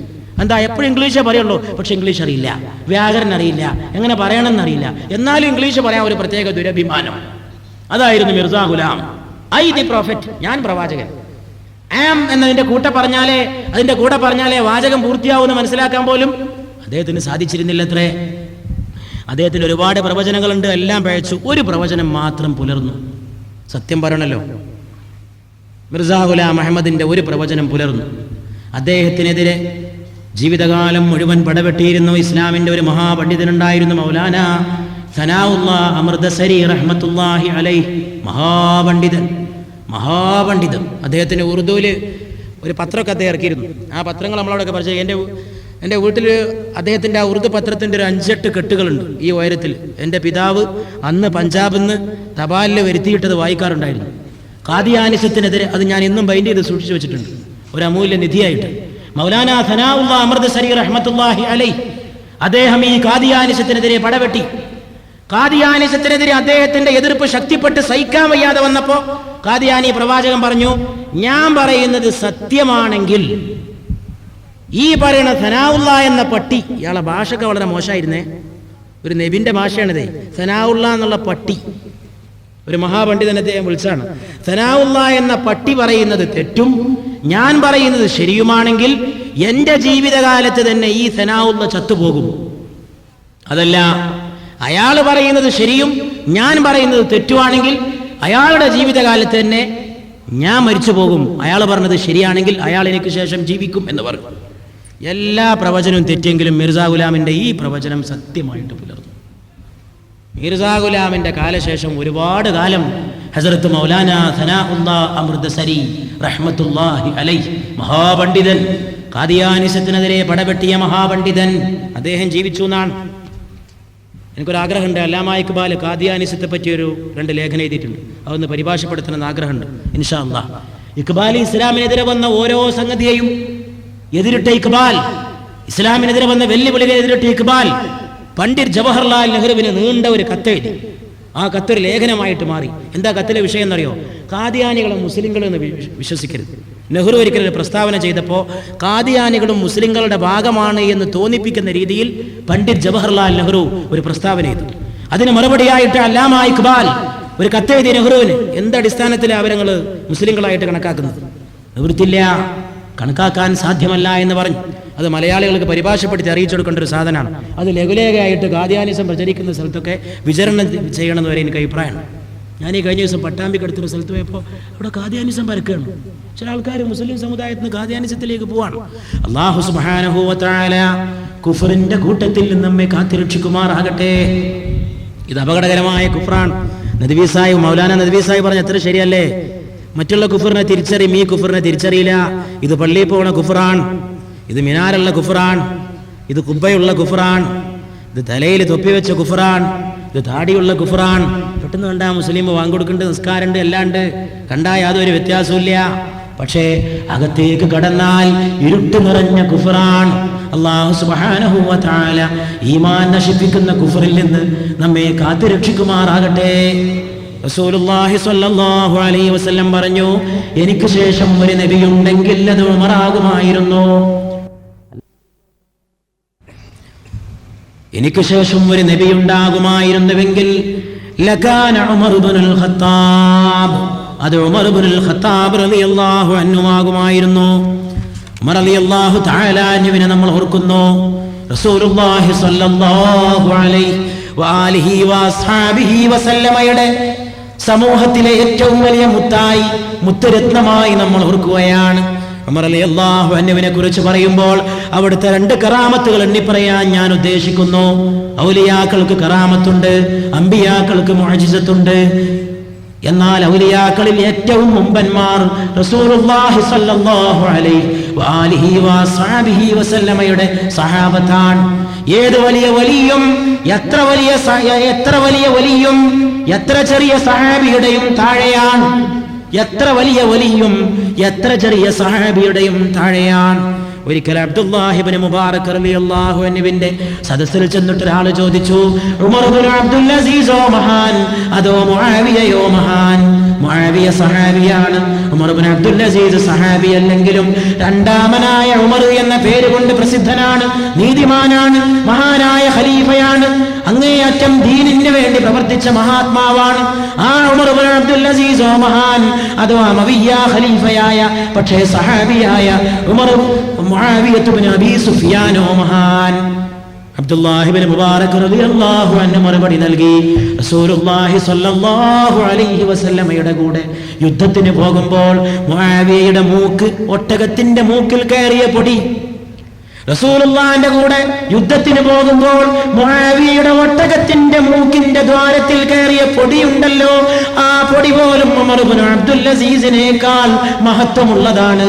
എന്നിട്ടല്ലേ മുആവിയയുടെയും ഉമർ ഇബ്നു അബ്ദുൽ അസീസിന്റെയും താരതമ്യമെന്ന് സയ്യിദുനാ അബ്ദുല്ലാഹി ഇബ്നു മുബാറക് റളിയല്ലാഹു തആല അൻഹു മറുപടി പറഞ്ഞു. ഇവിടൊക്കെ നമ്മൾ മനസ്സിലാക്കുക, ഇവർക്കൊക്കെ ഈ മഹത്വം കിട്ടാനുള്ള കാരണം ആ മഹാനുഭാവനായ ലോകനായകന്റെ കൂടെ കഴിഞ്ഞുകൂടിയതാണ്, സ്വഹബത്താണ്. മൊയ്തീൻ ഷേഖ് ഏറ്റവും വലിയ വലിയാണല്ലേ, ആർക്കും ആ കാര്യത്തിൽ സംശയമില്ല. മുസ്ലിം ലോകത്തിന്റെ ആത്മീയ നക്ഷത്രമാണ് ഹസ്രത്ത് സയ്യിദുനാ മുഹിയുദ്ദീൻ അബ്ദുൽ ഖാദിർ ജീലാനി ഖദ്ദസല്ലാഹു സിർറഹുൽ അസീസ്. പക്ഷേ ഹംസത്ത് റളിയല്ലാഹു അൻഹുവിനെ കൊന്ന ആളാണ് വഹ്ശി അല്ലേ? നമ്മൾ ഇന്നലെ ഇവിടെ ചർച്ച ചെയ്തു. ഹംസത്ത് റളിയല്ലാഹു അൻഹുവിനെ കൊന്ന് പിന്നൊന്ന് കുന്തമെറിഞ്ഞ് കൊന്ന വഹ്ശി. ആ വഹ്ശി മുഈദ്ദീൻ ഷേഖിനേക്കാൾ മഹാനാണെന്ന് വിശ്വസിക്കുന്നവനെ മുഅ്മിനാകാൻ സാധിക്കും. ഹംസത്ത് റളിയല്ലാഹു തആല അൻഹുവിനെ പിന്നിൽ നിന്ന് കുന്തമെറിഞ്ഞ് കൊന്ന വഹ്ശി ഇസ്ലാമിന്റെ ആത്മീയ ആകാശത്തിലെ വെള്ളി നക്ഷത്രമായ ഹസ്രത്ത് സയ്യിദുനാ മുഹിയുദ്ദീൻ അബ്ദുൽ ഖാദിർ ജീലാനി ഖദ്ദസല്ലാഹു സിർറഹുൽ അസീസിനേക്കാൾ എങ്ങനെയാണ് മഹാനായി തീരുന്നത്? വഹ്ശി ഹംസത്ത് റളിയല്ലാഹു അൻഹുവിനെ കൊന്നത് ശരിയാണ്, പക്ഷേ വഹ്ശി പിന്നെ ദീൻ വിശ്വസിച്ചു, വഹ്ശി പിന്നെ സഹാബിയായി, റസൂലുള്ളാഹിന്റെ അനുയായിയായി, ആ പുണ്യ റസൂലിന്റെ കൂടെ നടന്നു. അവിടുത്തെ കൂടെ നടന്ന സഹാബിയായി മാറുക വഴി എത്ര വലിയ വലിയനേക്കാളും ഉന്നതമായ സ്ഥാനത്ത് വഹ്ശി എത്തി എന്നാണ് ഇസ്ലാമിലെ ഉലമാക്കളുടെയും ആരിഫീങ്ങളുടെയും ഒറ്റക്കെട്ടായ അഭിപ്രായം. ഒന്നാലോചിച്ച് നോക്കൂ നമ്മള്. അതാണ് സഹാബി. അതുകൊണ്ട് സഹാബിയെ കുറിച്ചൊക്കെ എന്തെങ്കിലും പറയുമ്പോൾ സൂക്ഷിക്കുന്നത് നല്ലതാണ്. സഹാബിമാരെ ആക്ഷേപിക്കുക, സഹാബിമാരെ കുറിച്ച് മോശമായ കാര്യങ്ങൾ പറയുക, ബഹുമാനമില്ലാതെ അവരെ പരാമർശിക്കുക, അത് ആപത്തായ കാര്യമാണ്. വഹ്ശി റളിയല്ലാഹു തആല അൻഹു, വഹ്ശി അല്ലാഹുവിന്റെ റസൂൽ വഹ്ശിയെ കാണുമ്പോൾ കണ്ണുകടി തിരിച്ചിരുന്നതാണ്. വഹ്ശി സഹാബിയായ ശേഷം അസ്സലാമു അലൈക്കും എന്ന് പറഞ്ഞ് വഹ്ശി കടന്നു വരുമ്പോ സലാം അടക്കിയിട്ട് വഹ്ശിയുടെ മുഖത്തേക്ക് നോക്കാതെ അല്ലാഹുവിന്റെ റസൂൽ മുഖം തിരിച്ചിരുന്നു. തന്റെ പ്രിയപ്പെട്ട ഹംസത്തിനെ കൊന്ന വഹ്ശി എന്ന നിലയിൽ ഹംസത്തിനെ ഓർത്തിട്ട് ആ ദുഃഖം താങ്ങാൻ കഴിയാതെ അല്ലാഹുവിന്റെ റസൂൽ വഹ്ശിയെ കാണുമ്പോൾ മുഖം തിരിക്കുമായിരുന്നു. എന്നിട്ടും മൊയ്തീൻ ഷേഖിന്റെ മീതെ കയറിയിരിക്കാണ് വഹ്ശി, സകല ഔലിയാക്കളുടെയും മീതെ കയറിയിരിക്കാണ് വഹ്ശി. എന്തുകൊണ്ട്? സഹാബിയായി പോയി. നമ്മളൊക്കെ കേട്ടിട്ടേ ഉള്ളൂ, അവര് കണ്ടു. നമ്മളിവിടെ ഇരുന്ന് കേൾക്കാണ്, കാണുക, പറയാണ്. അവര് കണ്ടു. ആ സൂര്യൻ ഉദിച്ചു നിൽക്കുന്നു, ആ ചന്ദ്രൻ നിലാവ് നൽകുന്നു. മുഹമ്മദുർ റസൂലുള്ളാഹ് സ്വല്ലല്ലാഹു അലൈഹി വആലിഹി വസഹാബിഹി വസല്ലം. അതുകൊണ്ട് സഹാബിയുടെ സ്ഥാനം അത്യുന്നതമാണ്.